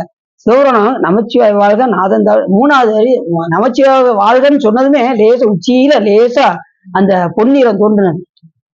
வெயில் அடிச்சு கரெக்டா அந்த பொன் நிறத்துல லேசா முனையில தெரிஞ்சது. அப்புறம் நாதன் தாழ்வாழ்க இமைப்புல அந்த பதிக முடிஞ்சது கலகத கலகதகதகன்னு அப்படியே பொன்னிறமா கைலாயங்கள அப்படியே உறங்கிட்டு இருக்கவங்க எல்லாம் எழுப்பி விட்டு அத்தனை பேரும் உறங்கிட்டு இருந்தாங்க. எல்லாரும் எழுப்பி விட்டு காலையில 5 மணிக்கு அங்க வந்து விடுஞ்சிருச்சு கரெக்டா. அந்த பொன்னிறம் அதான் பொன்னார் மேனின்னு அதை பாக்குறது ரொம்ப சிறப்பு. 2 லட்சம் ரூபாய் கொடுத்து போறது பெருசு கிடையாது, அதை பார்க்கணும், அதுதான் சிறப்பு. உண்மையிலே பார்க்க வச்சாரு சாமி, மிகப்பெரிய கருணை. அதை பார்க்க வச்சு வடக்கு முகத்துல தெரியும். அங்க 2வது நாள் யாத்திரையில பாத்தீங்கன்னா இது நாள்ல 2வது நாள் இப்படி போய் இப்படி இறங்கும் பாதை. 2வது நாள் தான் ரொம்ப கஷ்டம். நாள் நேர் பாதையா தான் இருக்கும், லேச பள்ளம் மேடு பள்ளம் இப்படியுமே வரும். 2வது நாள் யாத்திரை தான் ரொம்ப இப்படி ஏறி இப்படி இறங்கும். 3ஆம் நாள் ஈஸியா வந்துடலாம். அது ஒரு கௌரி குண்டு இருக்கு, ஒரு தீர்த்தம். அந்த தீர்த்தத்தை நாங்க அங்க எடுத்துட்டு வந்தோம், ரொம்ப சிறப்பா. அதை கொண்டு வந்து நம்ம வைத்தியநாத சாமிக்கு அபிஷேகத்தை கொடுத்தோம். நிறைய திருக்கோயிலுக்கு அதெல்லாம் கொடுத்தோம், ரொம்ப சிறப்பா இருக்கும். வாய்ப்பு கிடைச்சதுன்னா நம்ம என்ன செய்யணும், கைலாய மலைக்கு கிடைத்தால். போக முடியாதவங்க எங்க போனோம், கைலாய மலைக்கு போக முடியலங்க. எங்கே உன் அடியான் உன்னை நினைந்தால் அங்கே வந்து அருள் புரியும். கைலாயநாதரை நினைச்சுக்கிட்டே இருங்க, சாமி உங்களுக்கு வந்து அருள் கவலைப்பட வேண்டாம். நீங்க கைலாய மலையை நினைச்சாலே, இப்ப எப்படி இவர் கைலாய மலையை தியானிச்சவங்க உடனே எப்படி வளர்ந்துட்டே போனாரோ, நாம கைலாய மலையை நினைச்சாலே சிவபெருமானுடைய அருள் நமக்கு கிடைக்கும். இப்ப எப்படி நினைத்தாலே முக்தி தரக்கூடிய அண்ணாமலை இங்கிருந்து நினைச்சாலே சாமி எப்படி வந்து அருள் செய்கின்றாரோ, அதே போல எந்த மூத்தத்தை நீங்க நினைத்தாலும் சிவபெருமான் வந்து அங்கே வந்து அருள் செய்வார் என்பதை நம்ம மறந்துருக்கோம். சரி, இப்ப யார் டீ கொடுத்தா ஒண்ணுட்டீங்களா? சரி சரி சரி. அப்ப முக்கியமான இப்ப கதை சொல்லல நீங்க இல்லையா, மாவு சக்கரை. ஆகா, சரி செல்ல கட்டுக்கோங்க. அப்படி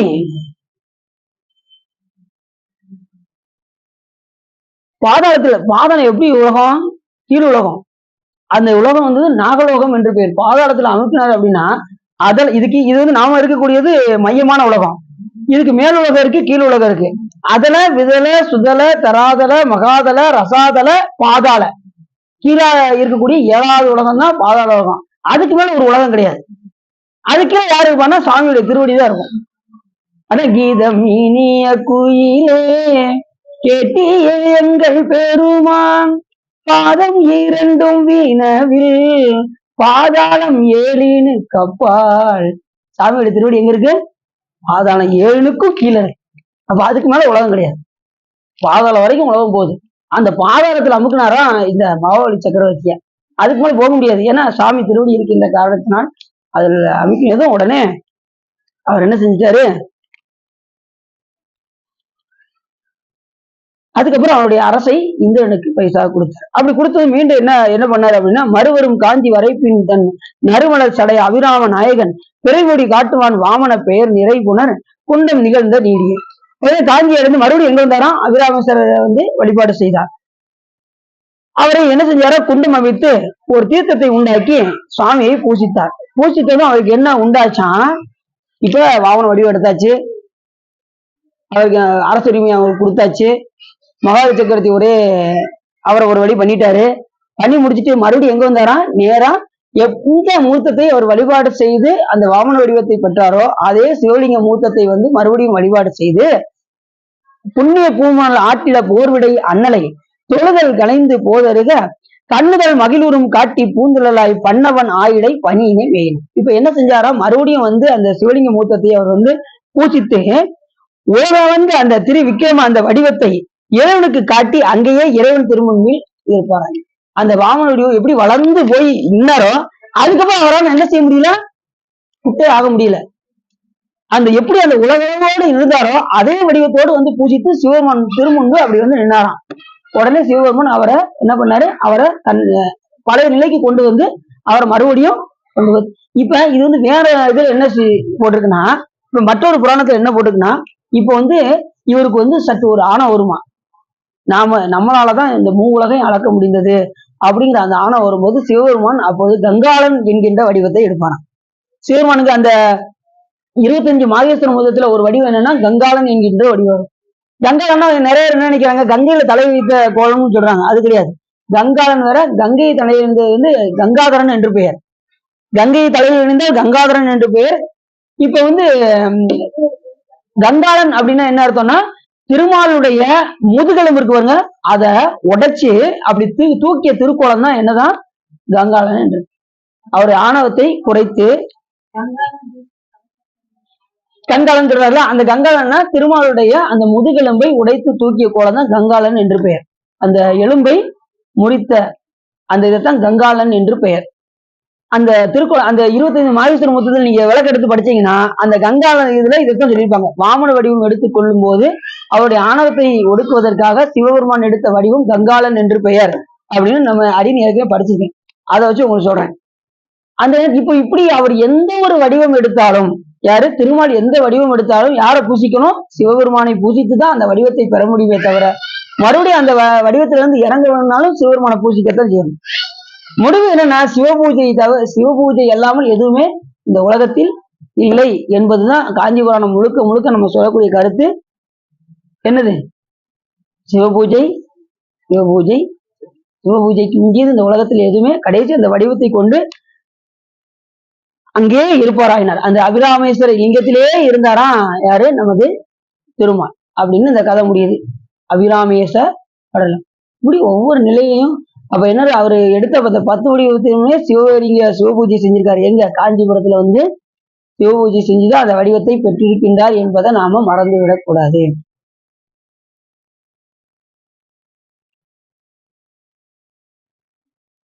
அதாவது எதுக்காகனா, தேவர்கள்ல உயர்ந்தவர் யாருன்னா பிரம்மாவும் விஷ்ணு. அவர்களே யாரை பூசிக்கிறாங்க, சிவபெருமானை பூசிக்கின்றார் என்றால் நம்மளாம் ஏமாத்திர சொல்லுங்க. அப்ப நாமெல்லாம் உறுதியாக கட்டாயமாக அனைவரும் சிவபூஜை செய்தே ஆக வேண்டும். ஏன் அப்படின்னா, இந்த பூலோகத்துல எளிமையாக இறைவன் வந்து ஆட்கொள்ளக்கூடிய ஒரே இடம் எதுன்னா இந்த பூலோகம் என்பதை நாம் மறந்துடக்கூடாது.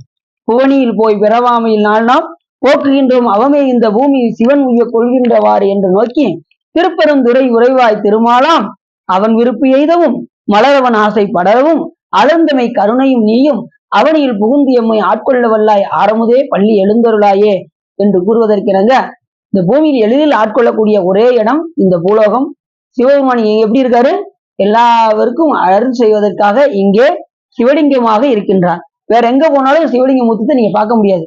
பூலோகத்துக்கு வந்தாதான் பார்க்க முடியும். இங்கதான் சிவபூஜை செய்ய முடியும். ஒருத்தர் நேரா போனாராம் விண்ணுலகத்துக்கு, குளிச்சுட்டு சிவாலயத்துக்கு காமிங்க போய் தரிசனம் பண்ணணும் அப்படின்னாராம். சாமி கோச்சிக்கிட கூடாது சொல்லுங்க அப்படின்னாராம். இங்க சிவாலயமே இல்லை அப்படின்னாராம். போயா அங்கிட்டு அப்படின்ட்டு, உங்க உலகமே எனக்கு வேண்டாம் அப்படின்னு நேர பூலோகத்துக்கு வந்துட்டாராம். இங்கதான் வந்து வழிபாடு செய்ய முடியும். அதனாலதான் இங்க இந்திரன் பூசித்த தலம், திருமால் பூசித்த தலம், அடுத்து பரசுராமர் பூசித்த தலம். இப்ப எல்லா தேவர்களும் இங்க காஞ்சிபுரத்துக்கு வந்துட்டாங்க. அத்தனை பேருமே இங்க சிவலிங்க பிரதிஷ்டை செய்து இங்க வழிபாடு செய்தார்கள் என்று நம்ம பார்க்கிறோம். இப்படி யாராக இருந்தாலும் சிவபூஜை கட்டாயமாக பண்ண வேண்டும் என்பதுதான். அதுவும் அந்த பண்ண வைக்கிறது கூட யாரு செய்ய முடியுமா, பாசவேலருக்கும் பழம்பொருள் தன்னை பற்றுமாறு அடியநேர்க்கு அருளி. சாமிதான் செய்யணுமா. நம்ம அவர் பக்கம் இழுக்கணும்னா யாரு செய்ய முடியும், சிவபெருமான் நினைச்சாதான் முடியும். நாம நினைச்சாலும் அவர் பக்கத்துல போக முடியாது. அவர் தான் இந்த உயிர் தன்னை வந்து வழிபாடு செய்யட்டும் அப்படின்னு யாரு கூப்பிடுவா, சிவபெருமான் தான் தன்னை வழிபாடு பண்ண வைக்கணும். பற்றுமாறு அடியனேற்கு அருளே பூசனை உகந்து என் சிந்தையில் புகுந்து பூங்குழல் காட்டிய பொருளே தேசுடைய விளக்கே செழுஞ்சுடர் மூர்த்தி செல்வமே சிவபெருமானே ஈசரே உன்னை சிக்கன பிடித்தேன் எங்கிருந்து அருள்வது இனியே என்று மாணிக்கவாச பெருமான் சர்டிபிகேட்டே கொடுத்தார். குடிச்சுக்கட்டுமா?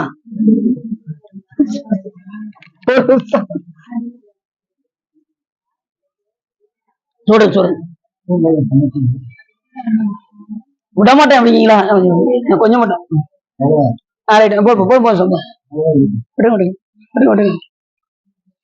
அப்ப இந்த கதையில் நம்ம என்ன தெரிஞ்சுக்கிட்டோம்? சிவபூஜை செய்து அந்த வடிவத்தை பெற்றுக்கொண்டு தேவருடைய துன்பத்தை திருமால் நீக்கினார் என்பது நமக்கு தெரியுது. யாராக இருந்தாலும் சிவபூஜை செய்தாலொழிய நாம அதுல இருந்து மீண்டு வர முடியாது. ரெண்டாவது, அந்த விளக்கிட்ட பணிக்காக சிவபெருமான் கொடுத்த மிகப்பெரிய பரிசு என்னது? மகாபலி சக்கரவர்த்தியாக பிறக்க வைத்தது. அது நமக்கு நல்லா தெரியுது இந்த கதையில. அப்ப எது பெற வேண்டும் என்றாலும் சிவபூஜை செய்தாலொழிய நாம் அதை அடைய முடியாது என்பதை நாம நல்லா தெரிஞ்சுக்கலாம் என்று சொல்லி இதுகாரம் உள்ளம் நிறைந்து உவகை சிறந்து இந்த காஞ்சி புராணத்தை நீங்கள் கேட்டதினால் உங்களுடைய வல்வினை கரைந்து திருவருள் உரையும் என்று சொல்லி திருப்புகழ் பாடி அடியின் உரையை நிறைவு செய்கின்றேன்.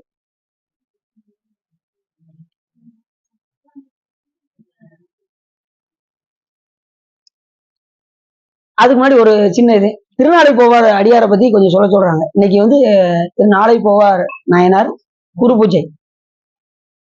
நந்தனார் நம்ம சொல்றோம்ல, எந்த நிலையிலையும் ஒரு 5 நிமிஷம் ஆனாலும் பரவாயில்ல, அவரு நாளை போவேன்னாரு. சிதம்பரத்துக்கு நாளை போவேன்.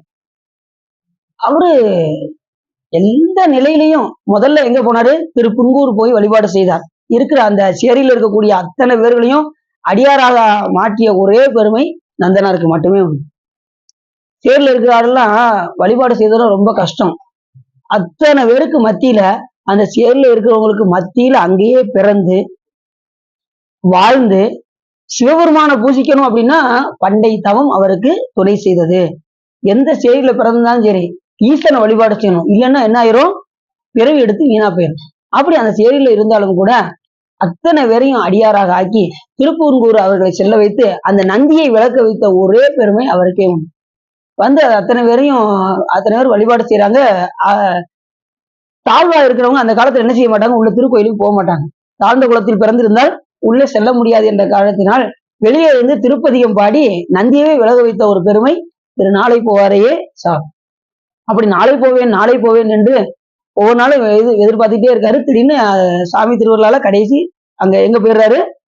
சிதம்பரத்துக்கு போயாச்சு. சிதம்பரத்துக்கு போனாலும் எங்க போக முடியல? உள்ள திருக்கோயிலுக்கு போக முடியல. உடனே சாமி என்ன செய்தாராம்? அத்தனை அந்தணருடைய கனவிலும் 3000 அந்தணருடைய கனவிலும் சிவபெருமான் நமது அன்பன் தில்லையினுடைய எல்லையிலே தங்கியிருக்கின்றார், அவரை போய் நீங்கள் அழைத்து வாருங்கள் என்று 3000 பேருடைய கனவுலையும் சிவபெருமான் போய் சொல்றாரு. ஒரு ஆள் 2 ஆள் கிடையாது. எத்தனை பேரு? 3000 பேருடைய கனவுலையும் போய் தோன்றி சொல்லுங்க. அப்படி சொன்னதுமே உடனே அத்தனை பேரும் தாம்பூலம் எல்லாம் எடுத்து அவரை அழைப்பதற்காக வருகின்றார். இவருக்கு என்ன ஒரு மன சங்கடம் அப்படின்னா, இப்படி தாழ்ந்த குலத்தில் நம்ம பிறந்துட்டோமே, நம்ம இதோட நம்ம எப்படி உள்ள செல்வது? அந்த மன வருத்தம் மட்டும் அவருக்கு இருந்துகிட்டே இருந்துச்சு. இப்படி தாழ்ந்த குலத்துல பிறந்துட்டோமே, நம்ம உயர்ந்த குலத்துல பிறக்கலையே அப்படிங்கிற அந்த மனப்பான்மை எப்பயுமே எண்ணத்தை அறிபவன் சாமி அந்த உள்கடக்கிய சாமி புரிஞ்சுக்கிட்டார். இப்ப என்ன பண்ணாரு? அந்தணர்கள்லாம் எதுக்கே அழைத்து வர வந்தார்கள். இப்ப அழைச்சிட்டு இப்ப நந்தனாரை பார்த்தாங்க, எல்லாரும் வணங்கினார்கள். வணங்கி உங்களை சிவபெருமான் திருக்கோயிலுக்கு வர சொன்னார் அப்படிங்கிறது உடனே சுவாமியே சொன்னாரா அப்படின்னு சொல்லிட்டு அவங்க கூட வர்றாரு. வந்து திருக்கோயிலுக்கு வந்ததுமே இருந்தாலும் நாம என்ன செய்யணும்? நெருப்பில் உள்ளே புகச் செய்து வெளியே வர செய்ய வேண்டும், இல்லைன்னா நம்முடைய குலம் இதாகிவிடும் அப்படின்னு அவங்க எல்லாம் பேசிக்கிறாங்க. அந்த குலத்துல உள்ளவங்க எல்லாம் இப்படி தாழ்வா உள்ள குலத்துல சாமியே சொன்னாலும் கூட, கனவுல சாமியே சொன்னாலும் கூட இவங்க மனசுல என்ன நினைக்கிறாங்க? நெருப்பில் உள்ளே போய் வெளியே வர சொல்லுவோம் அப்படின்னு சொல்லி நெருப்பு மூட்டினாங்க. உடனே இவர் என்ன பண்ணாரு? எல்லாம் சிவபெருமான் திருவருள் என்று அந்த நெருப்பில் உள்ளே போய் வெளியே வரும்போது அந்த குலத்தோடு வந்தார். அந்த உள்கடைக்கே சிவபெருமான் அறிந்தார். மன வருத்தம் பட்டுக்கிட்டே இருந்தாரா, நம்ம தாழ்ந்த குலத்துல இருக்கோம் அப்படிங்கிற அந்த இதை அறிந்து சிவபெருமான் அந்தனராக மாட்டார். வெளியே வரும்போது எப்படி வந்தாரு? எந்த குல அந்தனராக வந்து சிவபெருமானுடைய நடராஜ பெருமானுடைய அந்த சிதம்பரத்தில் மோட்ச அடைஞ்ச நன்னாள் தான் இந்த நன்னாள். இன்னைக்கு என்ன நாள்? திருநாளை சிவலோகநாதனை கண்டு சேவித்திடுவோம் வாரி, சிவலோகநாதனை கண்டு சேவித்திடுவோம் வாரீர். எந்த நேரம் பொன்னம்பலம் பொன்னம்பலம் பாருங்க. என்னப்பன் அல்லவா என் தாயும் அல்லவா, பொன்னப்பன் அல்லவா பொன்னம்பலத்தவா. எந்த நேரம் பெருமானுடைய பேரை சொல்லிட்டே இருப்பார், பொன்னம்பலம் பொன்னம்பலம் பொன்னம்பலம். அதனாலதான் உங்களையும் சொல்றேன், பொன்னம்பலம் பொன்னம்பலம் சொல்லுங்க அப்படின்னு வாட்ஸ்அப்ல போடும்போது என்ன போடுவேன், சிவாயனமா பொன்னம்பலம். இது விடவே கிடையாது, அது ஆணிதரமா பதிஞ்சிருச்சு. நீங்க பொன்னம்பலம் ஒரு தடவை சொன்னா 21,600 தடவை பஞ்சாட்சரமாகிய நமச்சிவாயத்தை சொன்னதுக்கு சமம். அப்படிப்பட்ட அந்த நாமத்தை சொல்லி சொல்லி சொல்லி அதுல ஒரு பாட்டு பாடுவாங்க, காமம் அகற்றிய தூயனவன் சிவகாம சவுந்தரி நேயனவன், மாமரை ஓதும் செவ்வாயனவன், மணிமஞ்சனும் ஞான ஆகாயனவன், கல்லை கணிவிக்கும் சுத்தனவன், கல்லை கணிவிக்கும் சுத்தனவன், முடி கங்கை கருளிய கத்தனவன், கும்பமுனி கதிர் தூயனவன், ஸ்வயஜோதியவன் ஸ்வயஜோதியவன், சிவசங்கரனை பணிந்தாடுவோம் புகழ் பாடுவோம் மனமே, சிவசங்கரனை பணிந்தாடுவோம் புகழ் பாடுவோம் தினமே. அருமையான பாட்டு. பாட கேள்விப்பட்டிருக்கீங்களா? நாங்க நந்தனாவில் பார்த்திருக்கோம். அப்படி அந்த பாட்டுல காமம் அகற்றிய தூயனவன் சிவகாம சௌந்தரி நேயனவன், மாமரை ஓதும் செவ்வாயனவன், மணி மஞ்சனும் ஞான ஆகாயனவன். ஞான ஆகாயனம் இருக்கக்கூடியவர் சிவபெருமான். எல்லாத்தையும் கடந்து உலகத்திலே மத்திய தெரியுமா உங்களுக்கு? நீங்க உலகத்துல மட்டும் இல்ல, அந்த சராசரங்களுக்கே மத்தி சிதம்பரம். அதுதான் சிறப்பு. என்னென்ன அறிஞர்களும் எல்லாம் செக் பண்ணி பார்த்தாங்க. உலகத்தை முத இந்த உலகத்தை மட்டும் செக் பண்ணி பார்த்தாங்க, வந்துச்சு. அதுக்கப்புறம் மற்ற சரௌண்டிங் எடுத்து பார்த்தாங்க, கடல் இருக்கிற உலகத்தையும் அளந்து பார்த்தாங்க. எங்க அளந்து பார்த்தாலும் மத்திய எதை கோயில்னா சிதம்பரத்தை தான் கோயில்.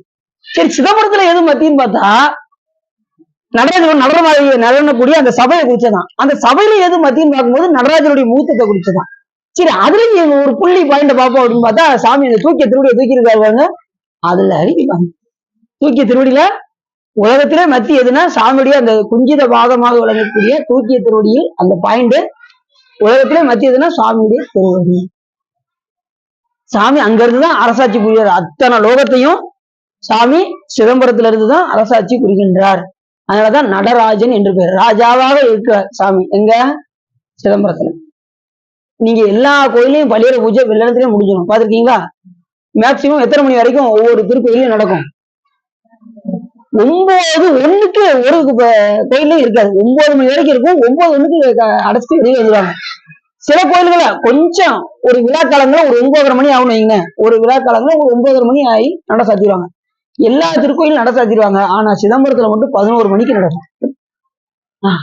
அப்படின்னு வடலூருக்கு போனேன். நம்ம கூட வந்து அடியாரெல்லாம் நாங்கெல்லாம் வரமாட்டோம், நீங்க வேணா போயிட்டு வாங்க அப்படின்னாங்க. அப்படின்னு அன்னைக்குன்னு போறேன். அன்னைக்கு பூச நட்சத்திரம் ஜோதி காமிச்சாங்க. அடி எக்கி பார்த்தேன், ஒருத்தர் காலை பிடிச்சி தூக்கி காமிச்சார். பெரிய சிறப்பு. அன்னைக்கு பூசம் யதார்த்தமா போய் பார்ப்போம் அப்படின்னு போனேன். அன்னைக்கு பூச நட்சத்திரம் ஜோதி பார்க்கக்கூடிய ஒரு வாய்ப்பு கிடைச்சது. சரி இருந்தாலும் நம்ம அதையும் பார்ப்போமே அப்படின்னு பார்த்தேன். பார்த்துட்டு இவங்க எல்லாம் நாங்க சிதம்பரத்தை நாங்க வழிபாடு பண்ணிட்டு இங்க வெளியில உட்காந்துருக்கோம், நீங்க வந்துருங்க அப்படின்னாங்க. நான் உடனே போய் பார்த்தது, உடனே வண்டியை கிளம்பி அன்னைக்குன்னு பார்த்து கொஞ்ச நேரத்துக்கு வண்டியே வரல. லேட் ஆயிருமோ நினைச்சுக்கிட்டே இருந்தேன். அதுக்கப்புறம் கரெக்டா வந்துச்சு. வண்டியை பிடிச்சி வேகமா கரெக்டா 10:55. எத்தனை மணி? 10:50. பஸ்ல வச்சு குதிச்சுட்டேன். அப்படியே வண்டி போய்கிட்டே இருந்துச்சு. பஸ்ல வச்சு குதிச்சு உள்ள ஓடுறேன். அமைதியா இருந்துச்சு. எல்லாம் நட சாத்திட்டாங்க உங்களுக்கு அப்படின்னு அமைதியா இருக்கேன்னு சொல்லிட்டு வேகமா ஓடி போய் இல்லடா எல்லாம் அமைதியா இருக்காங்க இப்படி பாக்கேன். அப்படியே லட்சக்கார தெய்வத்தை அப்படி வச்சுட்டு நிக்காங்க. அப்படின்னு வந்து இப்படி எட்டி பார்த்தேன். அப்படியே இப்படி சுத்த ஆரம்பிச்சாங்களா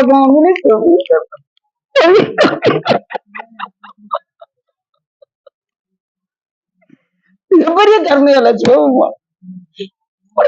வந்ததும் அது வரைக்கும் வச்சுக்கிட்டு இருந்தாங்க. வந்து பார்த்ததும் அப்படியே சுத்தி காமிக்க ஆரம்பிச்சாங்க பாருங்க. அப்ப தெரிஞ்சுக்கிட்டேன் சாமி நம்மளை விடல கைவிடல அப்படின்ட்டு. அவ்வளவு வேகத்துல குதிச்சு ஓடி வந்தோம் பாத்தீங்களா, சாமி அதுக்காக வச்சுக்கிட்டு நின்றுகிட்டு இருந்திருக்காரு பாருங்க. அதுதான் சிறப்பு. நீங்க இப்ப வந்தீங்களா சார் பாத்தீங்களா, சரணசால் தெரியும். கரெக்டா வந்ததும் சிக்கணும். அப்ப பெருமாள் சிவா எல்லாம் அவங்க எல்லாம் இங்க இருந்துட்டாங்க. அப்படின்னு கூட வரல. அப்படின்னு ஒத்தையிலே போயிட்டு இருந்தேன். வடலூருக்கு போயிட்டு வந்ததும் சாமியோட கருணை கொஞ்சம் நஞ்சம் இல்லை. என் நிலையும் நின்றாலும் இக்கோலம் கொண்டாலும் எவ்வளவு கருணை அப்பா சாமி. அப்படி கருணை செஞ்சாரு நடராஜ பெருமான். அதனால நீங்க சாமியை நம்பிக்கை வச்சீங்கன்னா சாமி எந்த நிலையிலும் நம்மளை செய்ய மாட்டார் என்பதை நம்ம தெரிஞ்சுக்கலாம். அப்படிப்பட்ட புண்ணிய நாள் இன்னைக்கு நாளை போவார். நாளை போவேன் நாளை போவேன். நீங்க எப்போ போனாலும் சிதம்பரத்துல சிவபெருமான் நம்மளை வரவேற்பதற்காக எப்போ வந்த எப்படி இருக்கன்னு சிவபெருமான் கேட்பாரு அப்படின்னு திருநாவுக்கரசு பெருமானுக்கு கேட்டிருக்காரு. ஒன்று இருந்து நினைமின்கள் ஊனவேல் ஒன்றில்லை கண்டிய காலனை கடிந்தான் தன் அடியவருக்காக சென்று தொழுமின்கள் தில்லை சிற்றம்பலத்து நட்டம் என்று வந்தாயினும் எம்பெருமான் தன் திருக்குறிப்பு. யாரு போனாலும் சிவபெருமான் என்ன செய்வாரு, எப்போ வந்த எப்படி இருக்க அப்படின்னு சிவபெருமான் கேட்பார். நம்ம போனாலும் சாமி கேட்பாரா? கட்டாயமா கேட்பாரு. அடியாரு கேட்கறது அவர் இருக்காரு. அடியாருடைய விண்ணப்பத்தை கோரிக்கையை நிறைவேற்றுறதுக்கு தானே சிவபெருமான் இருக்காரு. சிவங்க பாப்போம். ஆனா அப்படிப்பட்ட கருணைமா கடல் சிவபெருமான் என்று சொல்லி தரம் உள்ளம் நிறைந்து வகை சிறந்து இந்த காஞ்சிபுரத்தை நீங்க கேட்டதுனால உங்களுடைய வல்வினை கரைந்து திருவருள் உரையும் என்று சொல்லி திருப்புகழ் பாடி அடியின் உரையை நிறைவு செய்யணும். திருச்சிட்டோம். உலக பசுபாச தொந்தம் அதுவான உறவு கீழை தாயர் தந்தை மனைவாழ மலசல சுவாச சஞ்ச தமதாளன் மதிநிலை கெடாமல் உந்தன் அருள் தாராய் சலமருகு பூலை தும்பை அணிசேயே சரவணபவா முகுந்தன் மருகோனே மலகளை சிவாகமங்கள் பயில்வோனே பழனிமலை வாழ வந்த பெருமாளே வலகளை சிவாகமங்கள் பயில்வோனே பழனிமலை வாழ வந்த பெருமாளே.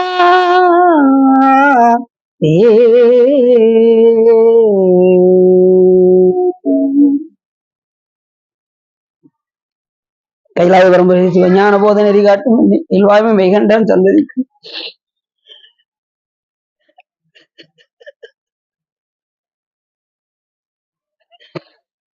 கைலாய பரம்பரை சிவஞான போத நெறி காட்டும் என்னை பயில்வாய் மெய்கண்டான் சந்ததிக்கு மெய்ஞான பானுவாகி குயிலாரும் பொருள் திருவாவிட திருவாளு நமச்சி வயதையும் செயலாதி மரபுடையும் திருமரம் மீதும் கிடைக்கும் வான்மிகில் வளாது வைக்க மடிவளம் சுரக் மன்னன் கோன்முறை அரசு செய்ய குறைவில்லாத உயிர்கள் வாழ்க நான்முறை அறங்கள் ஒங்க நற்றவம் வெயில் மழுக மேன்மைகள் சைவ நீதி விளங்குக உலகமெல்லாம் வையம் நீடுக மாமலை மண்ணுக மெய் விரும்பிய அன்பர் விளங்குக சைவ நன்னறிதான் தலை தொங்குக தெய்வவன் திருநீர் சிறக்கவே திருச்சிற்றமும் வரவ பார்வதீபதையே நாடு துணை போற்றி வெற்றிவேல் முருகனுக்கு திருச்சிற்றம்பலம் தில்லையம்பலம் பொன்னம்பலம் அருணாச்சலம் வித்தியாசம்